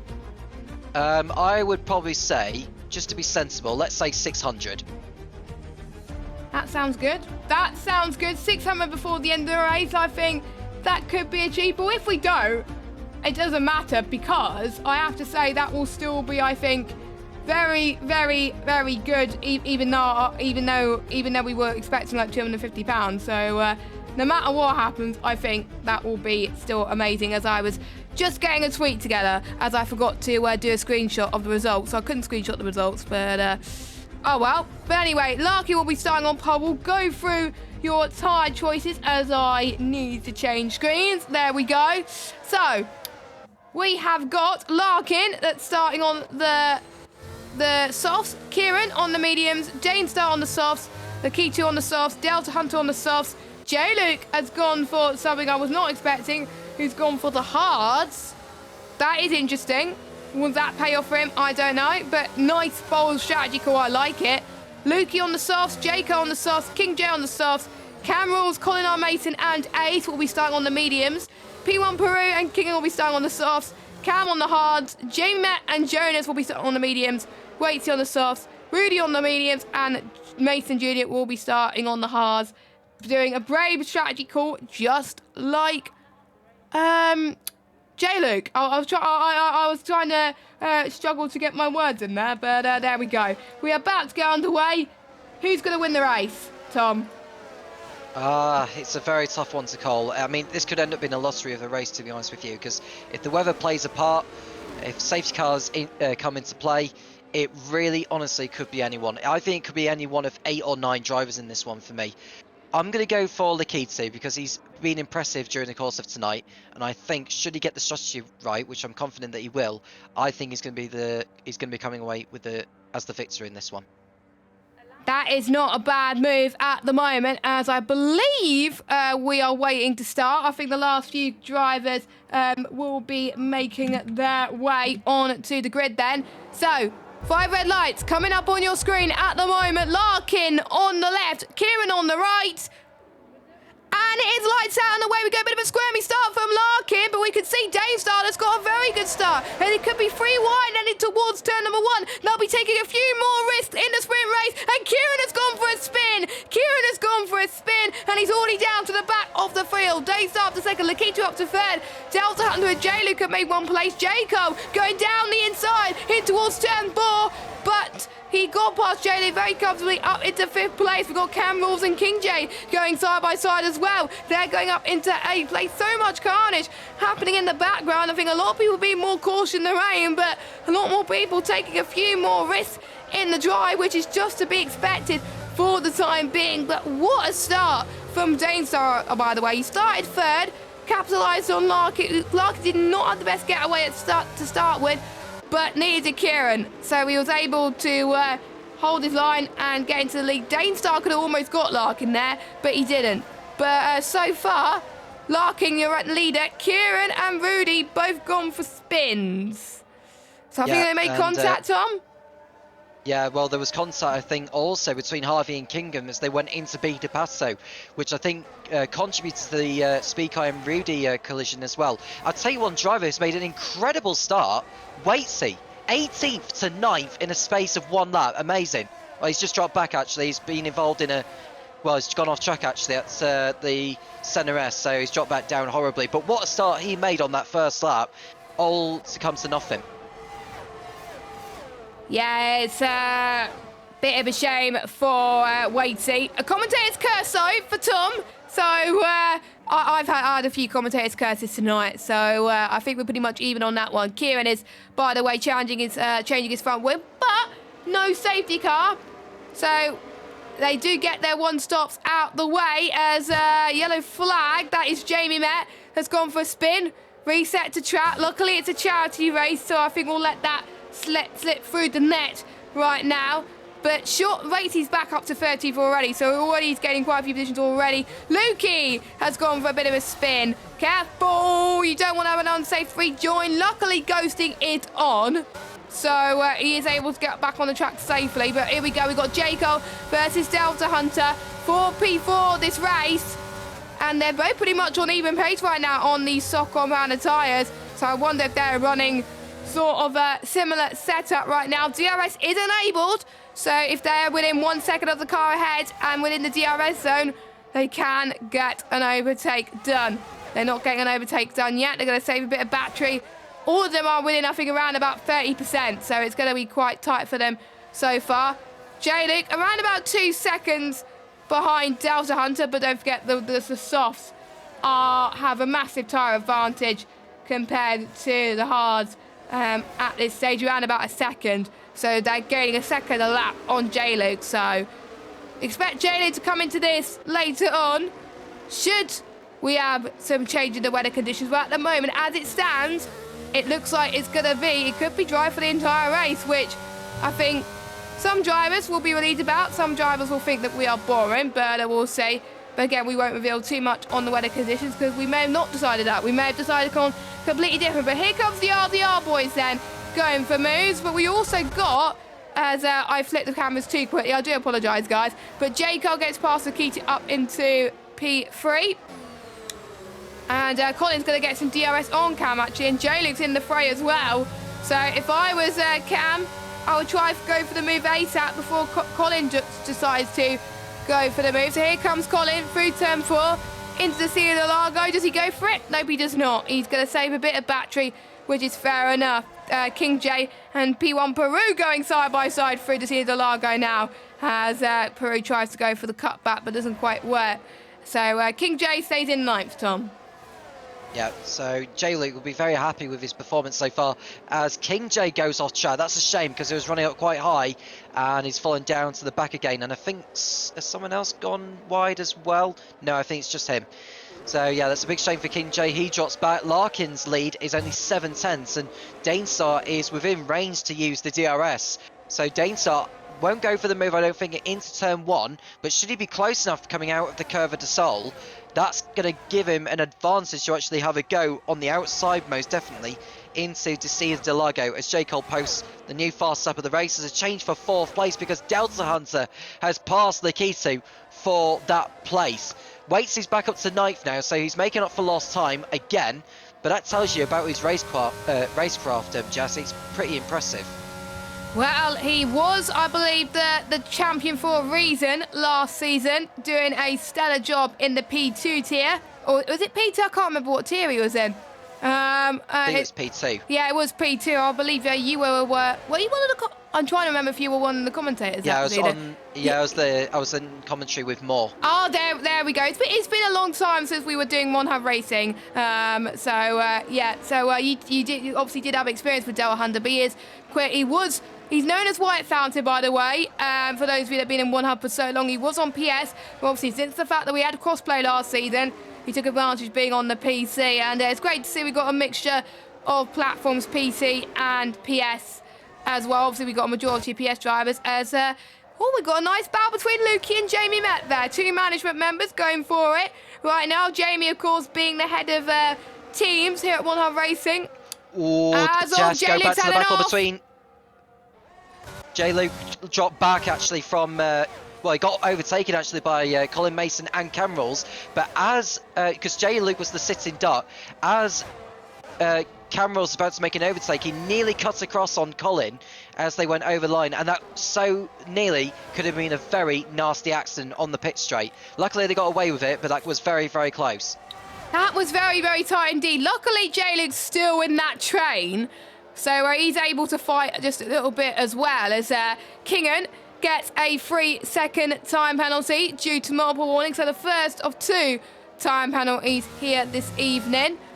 And don't forget, if you would like to support our charity for this evening, it's the Mental Health Foundation.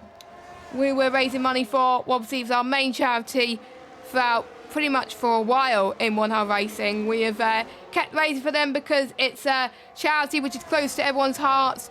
Close to my heart recently, because obviously a few years ago I didn't like the job I was in, so that prompted me to think of a career change in real life, and obviously with the help and support of the Mental Health Foundation and many other mental health charities, I was able to get back and do another job that I know and love, which is in communications, believe it or not. So here we go then. Lakitu comes in. Quite a few people getting their first stops out the way early. So, a few people on hards, a few people on mediums. We've got Waity and Delta on the hards, Lakitu on the mediums. Don't forget, it is 2 stops, so if they don't do their 2 stops, they will get disqualified. Dainstar still on the back of this train. 73% ERS, so he's not using it yet.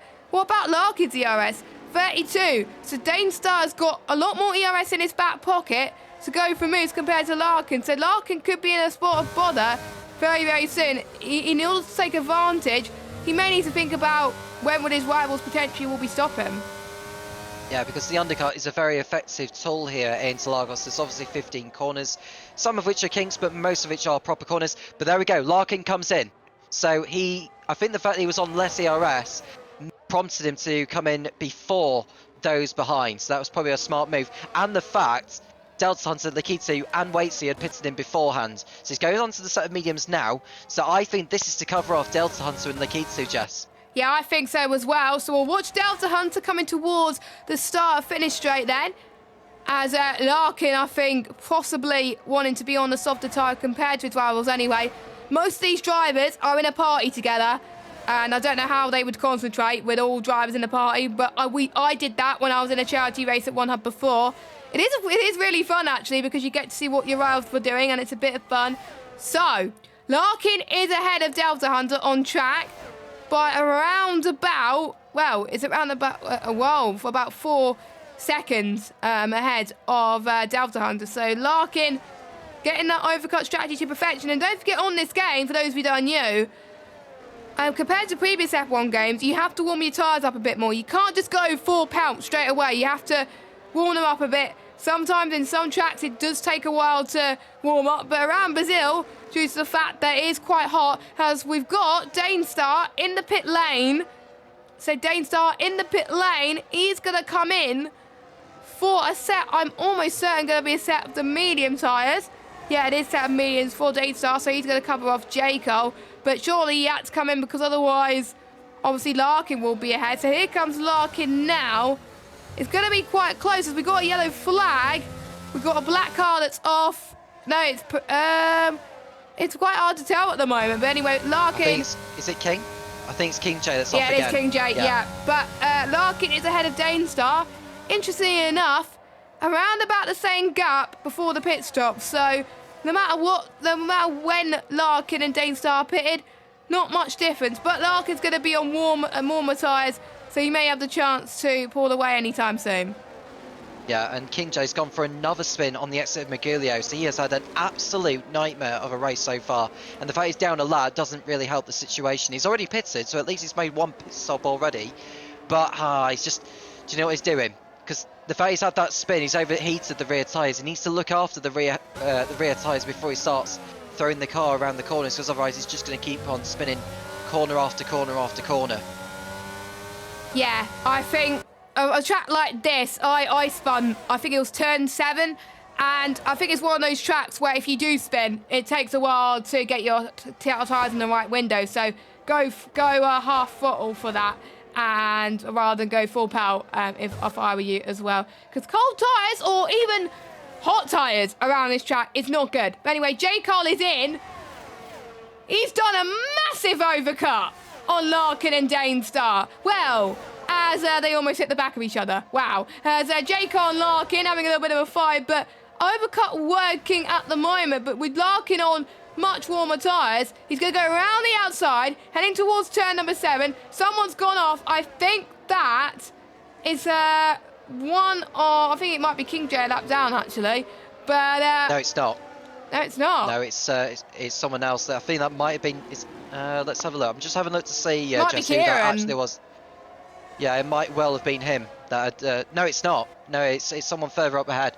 But look further behind. I think it might, was it Harvey that had that spin? It might have been Harvey. Oh, it was Harvey. Yeah, it was Harvey. Oh, what a shame. By the way, Harvey's in P9. I know he hasn't appeared yet, but he's still holding his own out there against the likes of Mason Jr. and Jamie Matt. But yeah.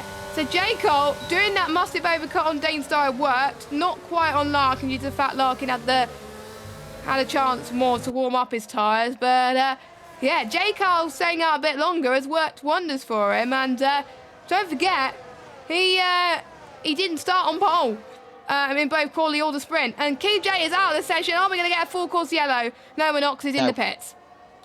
No, he came into the pits and retired, which is the most sensible thing to do. I was thinking this, though, it would be great if Codemasters actually added in a mechanic where if a driver decides to retire in the pits, they just go straight into the garage as opposed to just stop in the box and then like R Factor 2.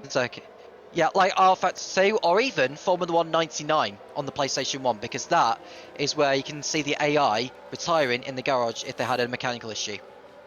So there you go. I wonder if you could do that on ACC. I'm trying to remember if you can or not. Any ACC fans in the chat, if anyone could tell me on that, that would be amazing. But here comes J. Cole and Larkin, a fight for the net race lead then of this race. J. Cole is going to go down the inside and takes the lead of the Sao Paulo Grand Prix. And J. Cole being on the fresher tyres helped a little bit, but brilliant move from J. Cole.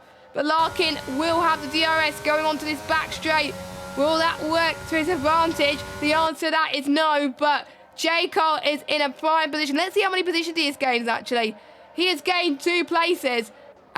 so far, but don't forget, he started 8th, and if he finishes where he is with everyone else still yet to pit, he would potentially win this race. And I have to say that will be quite incredible. J. Cole even said in the chat earlier he wanted to have some entertainment, but he's definitely giving some entertainment here at the moment. Both run a league, well, both J. Cole and Larkin run a league, which I absolutely adore. On a Saturday night, I do race there. It's absolutely lovely, and they're rivals on this field, and it's going to be, I think, quite tricky to find out whether they're going to work together as a team a bit more, or whether they're going to fight. If I were them, I would keep fighting, because they're not teammates as per se. And that's one thing I forgot to mention actually, as we'll talk about it in a minute, as Larkin tries to go down the inside this time of J. Cole, but this time it works as he gets the fast lap of the race. One thing to mention about the pits is they won't know what their teammate is. So they won't know unless obviously they know from qualifying as J. Cole goes back past Larkin. So we could see more double stacks as we would in a normal one hub race. Yeah, that's the difficulty with choosing player cars as opposed to using either the F1 22 cars, the F2 22 cars. But yeah, that's the bottom line with these ones. But other than that, it does put on some good racing when they're all equal performance and fighting amongst each other, and it comes down to the skill of the driver. As we've got someone going for a spin. Who's that? That's just spun. That is Cam Rules that's spun, and J. Luke is off as well. So J. Luke has gone for a trip to the to the grass. So Harvey's got past him, and Cam Rules now is Colin that leads at the moment, and it's now an increasing gap. He's overheated his rears. He's overheated his rears. J. Luke has gone for another spin. Oh no, J. Luke, don't beat yourself, please. Get the car going. There we go. I'm worried that J. Luke was going to beat you, because out of all the tracks on this game, Australia being one of them, Brazil is a place where you can get beached, because it has a lot of sausage curbs. And if you're not careful, you can get your car stuck in it, and you do not want to get disqualified from this race. So, yeah, luckily J. Luke has got the car under control anyway. But it is Colin that leads. I would have pitted if I was him. I would have pitted, 'cause don't forget, I hope the drivers remember that they still have to two-stop.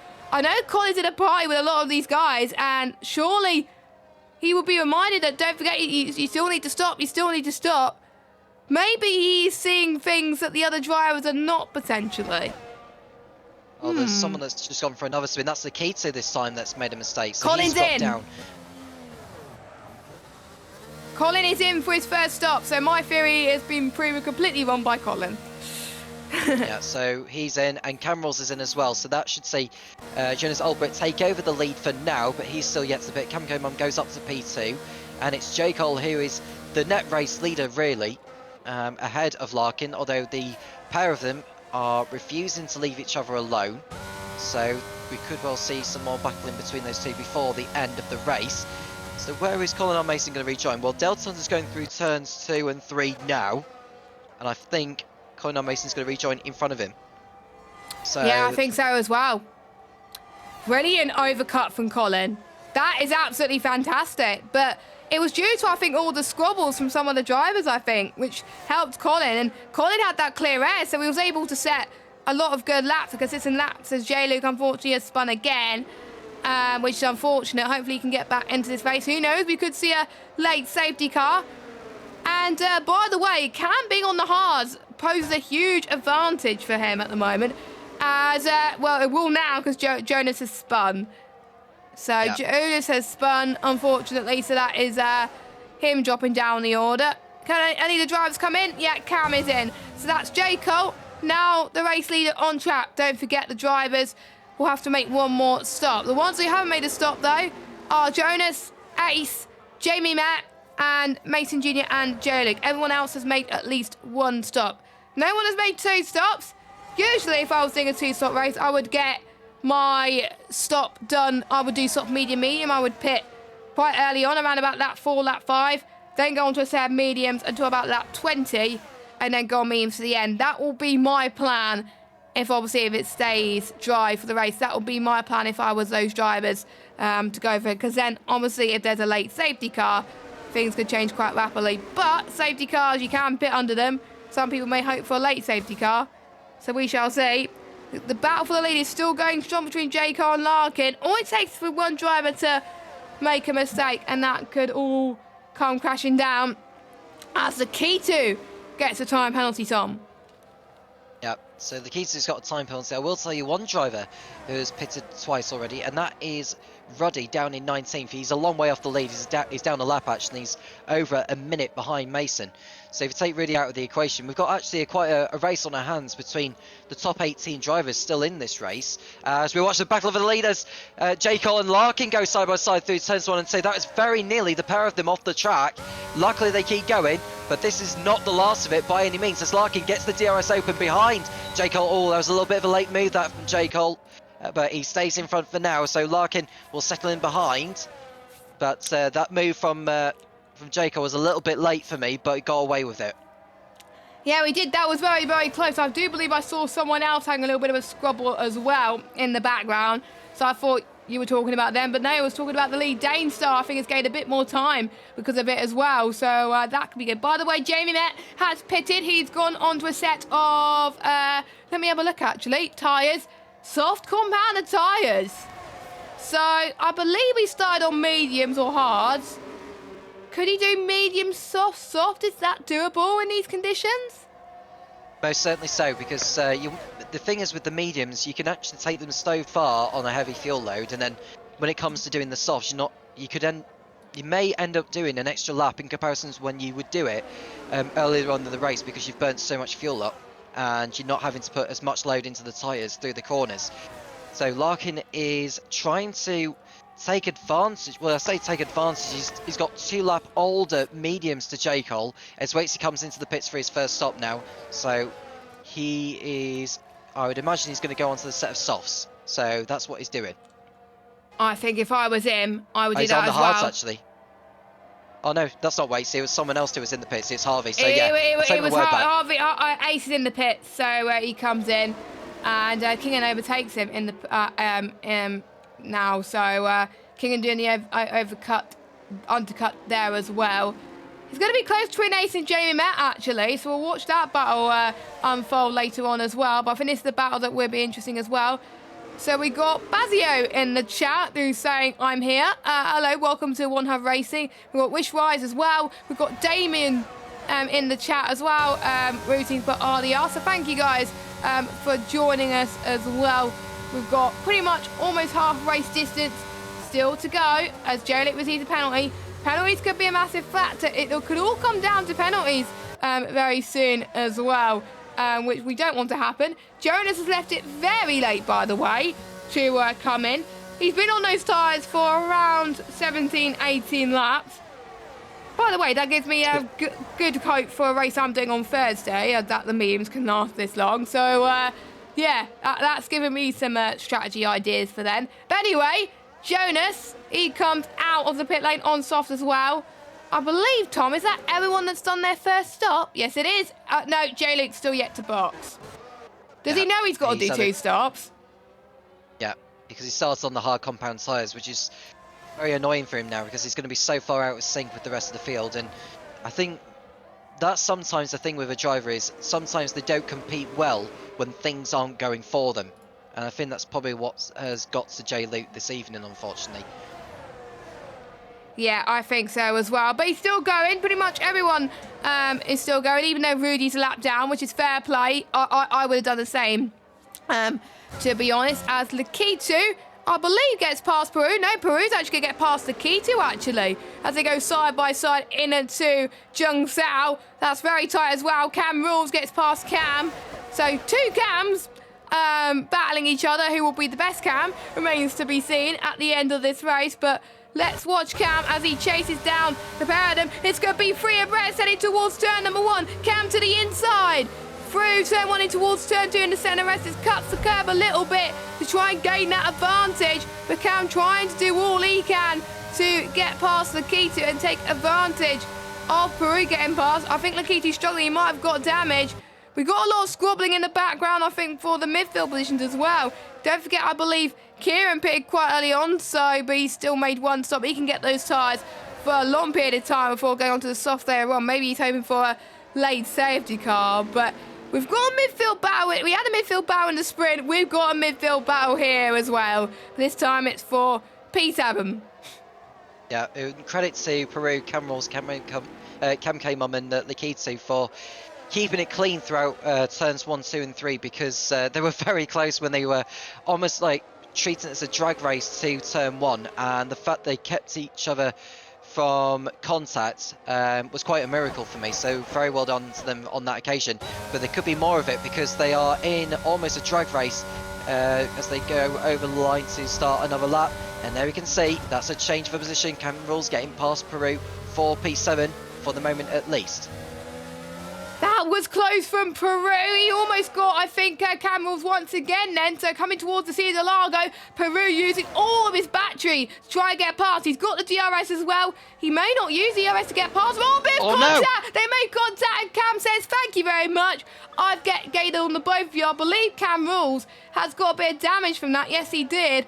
And going down the inside of turn 4 is always very risky. If you don't leave too much space, bang, that is when disaster can happen. If I was Cam, I would potentially pit, which probably won't be a bad thing, because you can get your 2 stops out of the way. But I'm a bit shocked that not many people have come in and done their second stop now. If I was them, I would have boxed now, but obviously they're not. Yeah, well, the fact he's overheated those rears, Jess, I wouldn't be at all surprised if he actually came in at the end of this lap. As you can see, there's a spin further behind. I think that might be Mason's just had a spin. What I will say is Peru was actually the one that came off with damage as he's coming back in. Oh no, he's not going into the pits, but he's got damage on the right-hand side of his front wing, if you have a look, as he's coming into turn 1. Oh, so I think both drivers have got damage then. I think Cam Rules, got away worse compared to them. And as we can see, I believe it's Jonas. As Cam Rules is out of the race, he's retiring the pits, I believe, which is a shame for a charity event, but no safety car. So that is Cam's race done and dusted, unfortunately. So Cam will be the best Cam at the moment in this lobby. But yeah, I'm a bit shocked that not many people have pitted at the moment, but are they expecting weather to change? But it's not looking like it's going to change. I do see clouds forming, but no sign of rain at the moment. So if rain does come, by the looks of things, it may not come until the end of this race. Well, that's the million-dollar question, isn't it? Obviously we know, but we're trying to ask questions for the sake of it. Yeah, well, I can't even remember, to be honest with you. So I'm leaving that on a postcard for everyone to send it in. Do they think the weather's going to I've written it down on my end, which helps, because obviously I had to do it in the lobby, in the lobby earlier, but there we go. Delta is in then. Yeah. So he thinks the rain, if the rain does come, it's not going to be hard enough for Inters. Interesting. Well, this is the thing. Even if it does come down, is it going to be wet enough for the drivers to go into the intermediates? I would say no, because I don't think it will get wet enough and make it worth going on to the Inters. As we see Harvey making a move on Delta Hunter, as Delta Hunter's trying to get temperature into his new medium compound tyres, as we watch Speakai get ahead of Peru now and up into 8th position. Oh, Harvey's off, or Ace is off. How did he get away with no damage there? He just about saved the car. Oh my goodness. So he's going to drop massive of position at the moment. So yeah, he's dropped masses there. That is a shame from Ace. Yeah, it was a shame, and I wouldn't be at all surprised he actually suffered floor damage from that. Because whilst he may have not have terminally damaged the car, we don't know for certain whether he may have suffered floor damage from that. So we'll maybe find out at the end of those whether he actually had floor damage from hitting the barrier. Didn't see how hard he hit it, but he did go in quite deep into the barrier. Speakai and Peru fight again for 8th place. Peru fighting back despite the front wing damage that he has got to his car, and he's able to take back the position. Yeah, but maybe not. Kieran trying to fight for it. Around the outside he goes. Kieran up to 8th position. Delta Hunter doing the same on Lukey there, up to 10th. Delta Hunter being on the fresher tyres. Can he close up to some of these guys? And where has Colin come out in all of this? Colin, by the way, who, don't forget, stayed out for a long time, On those mediums, he's now on a set of hards. He's up to 4th. J. Luke is out the race. Are we going to see a safety car? Yes, we are. My, oh my, this race has got even more interesting. If I was any of those drivers, I would come in for a set of maybe the softs, potentially.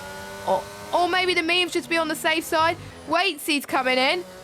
So, that is a smart strategy call from him. Jonas, because if the weather does get a turn for the worse, what happens if it doesn't rain hard enough? People would have to done their 2 stops. So ideally, it'll be good to get their stops done now. So it'll be pretty much an even playing field going into the final part, potentially. Because... Yeah, well... Yeah. Anyway, carry on. Yeah, well, I was looking at Rudy, actually, to see maybe if he can get back on the lead lap. So, but he's going to have to... Well, he's got to adhere to the delta, because there is a delta which they do have to adhere to, and Mason's been a victim of that, and he's been caught speeding in the pit lane, and I wouldn't be at all surprised if he decides to retire. And Harvey, for the sake of putting on a show for the crowd, has gone out on a set of intermediates, and well, he's at the back anyway, so who can blame him? It may not rain. If it doesn't rain, that's a bad strategy call for Mace. And Gaza said in the chat, when will it rain? So Gaza thinks there's gonna be rain, as a response to our question in the chat. And it's getting darker, to be fair. And is Harvey a lap down? I don't know. We'll watch to see. No, he's not. He's passed the safety car already, and the leader's caught up to the safety car now. So Harvey will stay on the lead lap, but Mason, Jamie, and Rudy are down a lap now. Yeah, they are down a lap. So unfortunately, the safety car will not help them in the slightest right now, which is a shame. It's a shame, to be honest. But Mason Jr.'s day has gone from bad to worse. I didn't see it pop on my screen for some weird reason. Mason Jr. has got a drive-through penalty. He's for exceeding the safety car delta, Jess. I was mentioning that earlier. Oh, yeah. As Lukey comes in. Oh, Lukey's in? What? Yep. Oh, he was on the wrong top. Is he going to do what Harvey's going to do, I wonder? No softs. I wouldn't have thought... No, he's got to go softs, because the thing is, if he decides to dawdle around on the intermediates, he's going to have to pit in again and potentially go down a lap on the leaders if he's not careful. So he needs to go back out on the set of softs now. Harvey needs to come back in and get a set of softs on. I think what he may decide to do, Jess, is actually take the inters as far as he goes before he has to come back in again, before the safety car comes back in, so that he's not doing as many laps on the soft compound for when the safety car comes back in, which is actually quite clever when you think of it. But yeah, he's not gaining anything from being on the intermediates, really. He's just trying to catch up to the field on it. Yeah, potentially. As Kieran's in. Don't forget, Kieran pitted on lap 1 with damage, and he's on softs as well. I don't blame you at the moment. I will tell you who has made stops and who hasn't. So, everyone has made 2 stops apart from Kingan and Danestar. So, no matter what happens, they can get to the end. What? Is Danestar actually aware of the rule? Because he's only done 1 stop and he's leading the race. And I'm just thinking why he actually didn't come in. They were told in the Discord, and Danestar's probably in the party as well with all the guys. They have been told by Lukey that 2 stops is applicable in this. It's mandatory. If they don't do the 2 stops, they will get disqualified. And his tyres are going to be absolutely dead. That strongly suggests to me that he wants the rain to come soon. But if it does not, he's going to be screwed. So, yeah. Well, I think, Jess, it will actually rain, because if you look at those clouds, they are becoming increasingly ominous. So I reckon the rain could actually come in before this race is over. So Danestar is going to have to hope for the heavens to come as soon as it can, and then go on to the intermediates, because he's going to have to pit again no matter what. I think Harvey is going to hope that as well, I think. If Harvey has done that, I'll have to say is a brilliant strategy call from Harvey. But don't forget, an intermediate tyres on a dry track, they burn up so much compared to obviously into on the wet track. So Harvey's going to hope the rain comes down soon as well. Surely a lot of people will be asking Mark, their engineer, I think they'll be asking all the time, and obviously they'll know the weather going into the race, so they'll be asking, Mark, weather report, Mark, weather report. They'll keep asking, I think, every 5 laps or so. And if it does rain, then we'll be asking, I think, every lap, I would say, saying, weather report, weather report. And I asked that many times with Jeff in a charity race I did before, and one of the people that raced as well, is saying, F off, Jeff, weather report, because Jeff didn't respond, but he eventually responded. But I believe everyone has caught up. Don't forget, Jamie, Matt, Rudy, and Racing Junior are lapped down. Everybody else is on the lead lap. So everybody from 14th upwards still has a shot, realistically, of winning this race. Dainstar, unless the rain comes soon, he's going to be in a spot of bother because he's still got to make one more stop. Everyone else in this race has done at least 2 stops. So Dainstar has got to get a move on. And if I was Jayco and Larkin, I would go for it. Colin's in a good position, by the way, too. This safety car has definitely helped him. So I will see if he get that as well. But anyway, up to the start and finish straight then. What is Dainstar going to do? He's going to go early. This is a good restart from Dainstar. Who cares that he's on older tyres compared to everybody else? I think someone had a little bit of a knock there in the background as Cam comes in, so he must have got damage in that safety car. But Dainstar leads from Jacob, from Larkin. Colin trying to get past, trying to defend for the likes of Delta Hunter and Waitsy. As we've got yellow flags. Oh, what's going on here? Jonas. There's a front wing gone from the Keto of all drivers, so he's had a skirmish with someone or with the barrier. Rain! It's yeah, raining. it's coming. It's here. And I have to say, Dainstar has played that perfectly. Because if they all have to come in for inters, Dainstar will be the net lead of this race, and you only have to make one more stop. As Jacob, go for it. I'll let you cover this one. Yep, so how long is Dainstar going to stay in the lead? Because Jaco is on far quicker tyres than what Dainstar has done. Jaco goes right round the outside and he's taking the lead of the race. So Dainstar dropping back behind. There's no DRS, of course, for the first 2 laps of the restart. And he's dropped down to 3rd place. So what Dainstar is coming in, he's taking a gamble. He's going on to the intermediates now. So this is his card that he is playing now. This is the intermediate tyre card that he's going to try and win the race on. We'll have to see if the 1-2 went onto the inters early has helped them ever so slightly. But here comes Larkin then on the attack once again. Don't forget, no DRS will be activated until the next lap. And I have to say, Harvey's doing a great job trying to keep everyone else behind him. Did they still have a shot of winning this race just by pitting on the safety car on inters? I don't know, because obviously he's a bit slower compared to other drivers, but we have seen miracles in Brazil. Remember 2009, we saw Jenson Button get his first Formula 1 World Championship. I'm trying to see, can you remember, did anyone have any maiden wins in Brazil? I remember last year George Russell got his maiden Formula 1 victory here. Giancarlo Fisichella, Jess. 2003? Oh, that Grand Prix. I remember that vividly a lot. Even though I was like 7 or 8. I remember that Grand Prix. It was quite massive, actually. DRS enabled.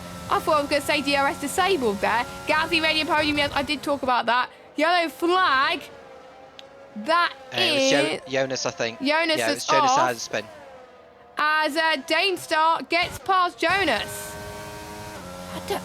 So Jonas obviously spun, so it's hard to tell, obviously, if it is going to be wet for the entire race. And interesting fact, by the way, Ace did a similar race, I wonder if it was around Brazil, where it was dry and it didn't get wet like this until the end.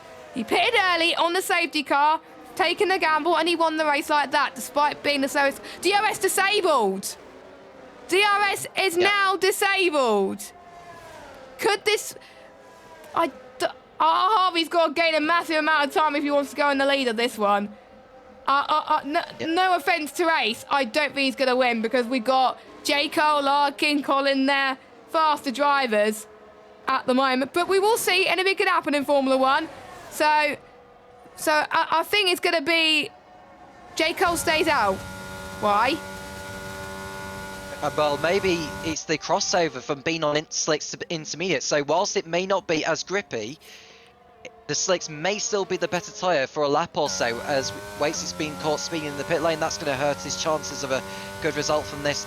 But J. Cole, oh, you can see the continuing drops now. This is going to be very tricky for him. But this is played massively into the hands of Harvey. Despite the fact he's been on 7 lap-old intermediates, he could still actually win this race now. I think I remember you commentating in Austria for me when I took the gamble and did I stay out on inters when it was getting dry, and I went on to get my first podium. You did. You did. We could see another podium masterclass, I think, from our. You never know. He's around about 5 seconds clear of Larkin at the moment.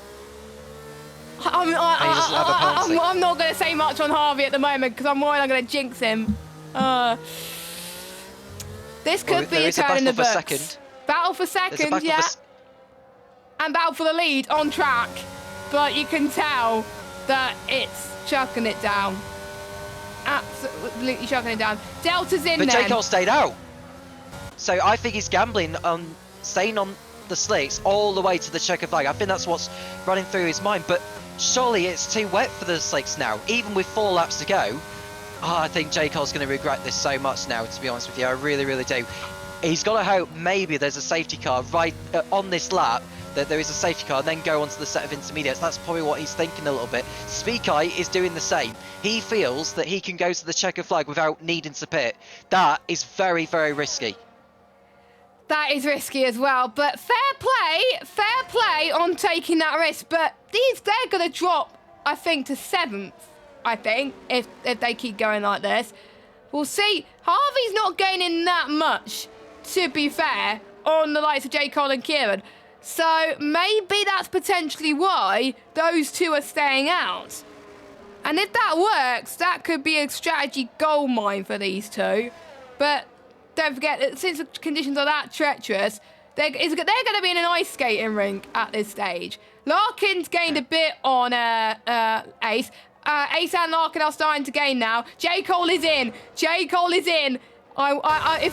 Kieran's going to be brave and stay out. Kieran. I'm a little bit surprised J. Cole came in, to be honest, because he had a 15-second margin over Harvey. Having said that, it is getting increasingly wet out there now to be on slicks. So if I was Speakai, I'd probably just continue on to the checker flag. 6 seconds! 6 seconds! Ace is gaining. Yeah, he's going to pass him, Jess. He's going to pass him. There's no question. Yeah, I think he's going to have much more traction, I have to say. It's going to be a thrilling finish. And Tristan said in the chat he told Ace to pit. So it wasn't Ace's call. It was Tristan and Corpse's call because they were the engineers. So, yeah, sometimes people don't have the luxury of having race engineers in the race. These guys do. Larkin's gaining on Ace as well. It could be, I think, between Harvey, Larkin and J. Cole for this race victory today. No offence to Kieran, he's not going to win this one. I think we're going to see a 3-4-way fight for the race victory. Yeah, and how is Speakai going to play this? I think Speakai just has to admit defeat. Yeah, it's gone off. It's gone off as Harvey overtakes him, and Ace is your race leader at the moment, and Larkin's getting on him as well. I'm going to make a prediction. I think Larkin's going to win this race. I'm going to disagree with you. I think Harvey will hold off Larkin in the final couple of laps here. I think he's got this one. He just needs to keep it on track and not get a time penalty. That's all he needs to do. But the thing is, Larkin has been reducing lap after lap. He's doing so well. And just look at the traction that he's gaining. He's been held up by some cars who have been on those slicks. He can now push to the end. Honestly, I think Larkin's got this. But if I'm allowed to be proved wrong, fair play. If Ace wants to win this one, I agree. He's got to keep it on the road. And it is hard to overtake it in the wet, sorry. Oh, no! Delta Hunter is out because Kieran has crashed into him on slicks.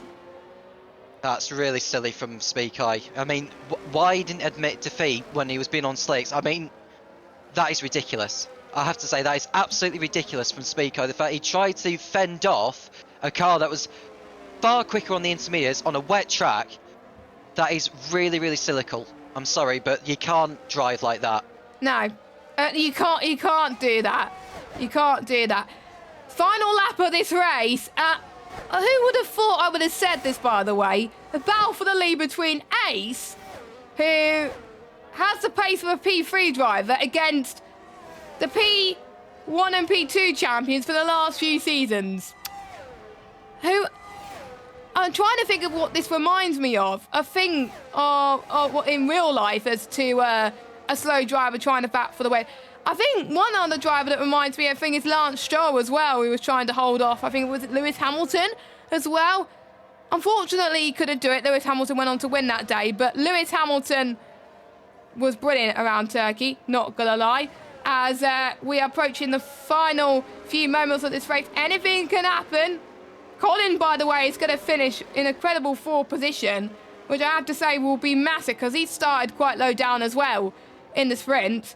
But after a dramatic turn of events, we didn't know who was going to get the race victory. We didn't know when the rain was going to fall. And because of Ace's gamble to go on to Inters on a dry track, it is paid off. Ace comes across the line, who is a commentator for the league. He doesn't even race here. He wins in Brazil. Unbelievable. By 6/10. If it was one more lap, Larkin would have had him. J. Cole finishes in 3rd. Good recovery drive from him, not gonna lie. Colin in 4th. Dane Starr in 5th. Waitsy, another impressive drive from him. He's in 6th. I have to say, one of my other drivers of the days as well from Waitsy. Lukey in 7th. Cam had an impressive comeback in 8th. He's gained 7 places, by the way. Peru and Kingen, top 10. I would say they'll take it. They gained 4 places. Jonas just about gets Lakitu in 11th. Lakitu 12th. And you know what this reminds me of, Kieran? About Kieran. Lando Norris stayed out on slicks in a wet track. I'm not going to say the track name. And everyone else passed him. This reminds me of that. And he got it on pole in quali. I'm heartbroken for him. Absolutely heartbroken. But we have a maiden race winner of One Hub Racing. Someone I predicted. I can't remember. Oh yeah, I predicted Larkin for the main race. Didn't get it. Predicted Jalik for pole. Didn't get it. I predicted Kieran for the win. Didn't get it. So I'm not doing very well in predictions, would I? No. But what a race. I enjoyed that. What a race. Yeah, that was not too bad. I mean, to be fair, it looked like it was going to be, you know, either J. Cole or Larkin that was going to take victory, had it not been for the safety car, to be honest with you. Yeah. But I was just thinking, if the safety car hadn't come out, do you think we'd have seen drivers on intermediates before the check flag? Because I don't think we would have done. Because I think we'd have seen drivers on an ice rink skating towards the checker flag without needing to pit. Yeah, I think so as well. And I have to say, this is a proof that you do not give up in Formula 1. And I'm kind of glad we picked the weather that we did, because it brought up an interesting end to the race. So you're welcome. You're welcome. And you're welcome that we didn't decide to go for full wets. We did consider it, but we thought, we would be too evil if we did that. So, yeah, I think I'm kind of glad that we did in the end, because it brought out the best in a lot of drivers. So Harvey, Ace, wins by 6/10. Larkin in 2nd. J. Cole 3rd. Colin in 4th. Dane Starr 5th. Waitsy 6th. Lukey 7th. Cam 8th. Peru 9th. Kingen in 10th.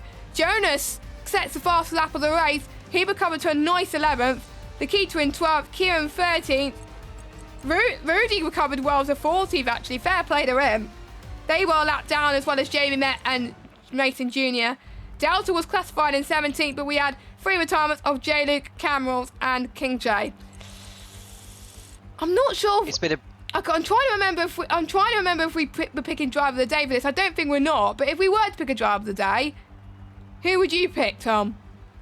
I'm going to give it to Harvey, Jess. I thought the strategy he made out of that was absolutely sensational. Very, very brave. But in situations like this, you've just got to take a gamble if you want to achieve the best result possible. And hats off to Harvey. I think he's got to be my driver of the day. And I would have thought he would be your driver of the day as well. Yes, I would as well. But I'll have to say, if I was to pick a second, and if we were to do a poll, I would have to give it to Waitsy, because he had a really good start. He got very unlucky, because we both commentators cursed him. But the safety car helped him. He was able to avoid the carnage after that incident, and he gained like the most places out of all of that. So if we were to do a poll, and if we were to pick a second one, it would have to be Waitsy, and I'm sure I'll be happy with that P6. But surely he would have got higher. But I was very impressed with Waitsy's driving. I think Colin, I think I would have given a close third to, but there we go. So I'll let you do the honours. Tom, what is our final total for this event? Don't forget it is still open, so you can donate after the event if you want. But as of the end of this race, what is our final total? So our final total, Jess, is a whopping £479. That's nearly double of the target of which One Hard Racing had set before this evening. So a cracking total to make, and ever so thank you to all of those that have donated, small or large. It's a wonderful charity, it's a brilliant charity, and we couldn't have thanked you enough for it. So yeah, I'd love to see another event like this, Jess, because I think this is putting on a great show for the league and for the league racing community in general as well. Don't you agree? Speaking of other events, that leads us very nicely to our events calendar, Tom. So we're not finished for F122. We still got plenty of events still to go. We're not going to give too much away, but we've got a time attack on the 5th of May. More information will come out on social shortly. We got a retro race on the 19th of May. Something I'm very much looking forward to. I think something, out of all the events on this calendar, this was something that I had, I think, a huge influence on. I decided the track and some other things about it as well. So unfortunately, I will not be in the commentary box for that. I'm going to be racing in that because I want to see what I could do in that. But hopefully we can get another commentator for that. Then we got a giveaway on the 2nd of June. And then we got a final F1 2022 race on the 16th of June to wrap it off. Let's hope the game doesn't come out on that date. But we don't have a clue on when the F123 game. But if the game is to come out in July, which is predicted, we will have an F122 send-off on the 16th of June. So plenty of events to get involved with as well. And I'm very much looking forward to it as well. But if any people still wondering why they should donate, why do you think they should donate to this amazing charity, Tom? Well, it's a very important cause as well, because in case you want to know what the charity is, for those who don't know, it's the Mental Health Foundation, which is a charity based in the UK, of course aiming sort of towards those with mental health issues or suffering with mental health, either because of financial issues, because of family reasons, or because of their education, or for whatever reason. It's a really important cause that this goes towards, and of course, you know, myself and a number of people who are perhaps involved in league racing community, or in fact just watching racing in general. Anyone? Anyone in general. You know, with people who've got autism and dyslexia or any mental health condition, whatever it may be. It's a really important cause, and it's important also to raise awareness of as well. So that's how I perceive it. Yes, and I think someone has liked your speech, and someone has put in the chat, check donations again. We're both going to refresh, and I thought that would be the final amount, but looks like we were too early, so I'm going to refresh. You know, we said we want to reach 500 by the end of the stream. Yeah. We've only gone and done it. Thank you so much. I believe that was Waitsy that donated £21. Thank you so much. We said we beat our own target that we set on stream, so thank you so much. That's going to go to, I think, amazing cause, amazing charity. And by the way, thanks to the guys on socials on the Mental Health Foundation. They've been absolutely amazing since we've announced that we're doing this. this is why that we're raising money for you guys, because it's a great charity to help support mental health. And yeah, thank you. I'm going to be donating after the stream. Haven't decided how much I'm going to donate yet, but I'm going to donate after. I'm sure Tom will probably do the same as well. But yeah, I think we're gonna wrap it up there, because I'm gonna go into a party that they're in just to find out how it's gone from their perspective. But I'd just like to say thank you so much to everyone that's been involved in this charity race, whether you've been watching, whether you've been racing, or whether you just supported it on socials. Thank you so much to everyone that's helped. Thanks to all the management team that have helped support it as well, advertising it, and to anyone that's helped advertise it as well. Thanks to obviously you, Tom, for joining me in the commentary box. I tried to get a few more, some people in, but they couldn't do it. But Tom very kindly accepted my offer, and it's been a pleasure. Hopefully more events soon, but I know it's going to be quite busy in the next few weeks, because F1 will be back soon, because he works in F1. So yeah, this may be the last we see of him, who knows. But thanks Tom for joining me again. No problem, Jess, and thank you to everyone that's tuned in, and of course to all those that have raised money towards the Mental Health Foundation. As yeah, we've exceeded expectations, and of course tonight's race has exceeded expectations for the entertainment that it's been after. So thank you very much for tuning in throughout the whole of tonight, or for at least part of it anyway. And just like in real life, we've had a maiden race winner in Brazil. Will we see surprises coming up very, very shortly? But for myself and Tom, thanks for watching. Make sure that you join us on the 5th of May for the time attack. That won't be streamed, obviously, but I'm definitely going to get involved. Make sure you get involved as well. Check out our sponsors, Aztec Sim Sports, who are providing a prize for the raffle, as you can see, an Aztec Sim Sports cap for the raffle if you donate at least £1. Also to our sponsor, Next Level Racing, we got some prizes available for them coming up soon. More information will be revealed very soon, actually. So we've got some contacts there. Thank you also to our partners Vespa Team for supporting our prizes and merch. Thanks to Pure Sim Gear that's providing a pair of sim racing gloves. And I think it's just arrived for a couple of people. White Fountain and Rage Man have both got their sim racing gloves today, and White Fountain actually used it for the race today. So I hoped it was comfy, White Fountain. And thanks to Gamer Guru as well for providing samples to trophy winners, and also SimGrid for providing a community platform to host standings and all that. And also to our partners at ERT as well, Elite Racing Team, that's supporting the Go and Get Tough award for our seasons, and supporting for our trophies as well. And ERT get free entry to our regular season. So for myself and Tom, have a good evening. We'll see you soon. Until then, have a good evening and bye-bye.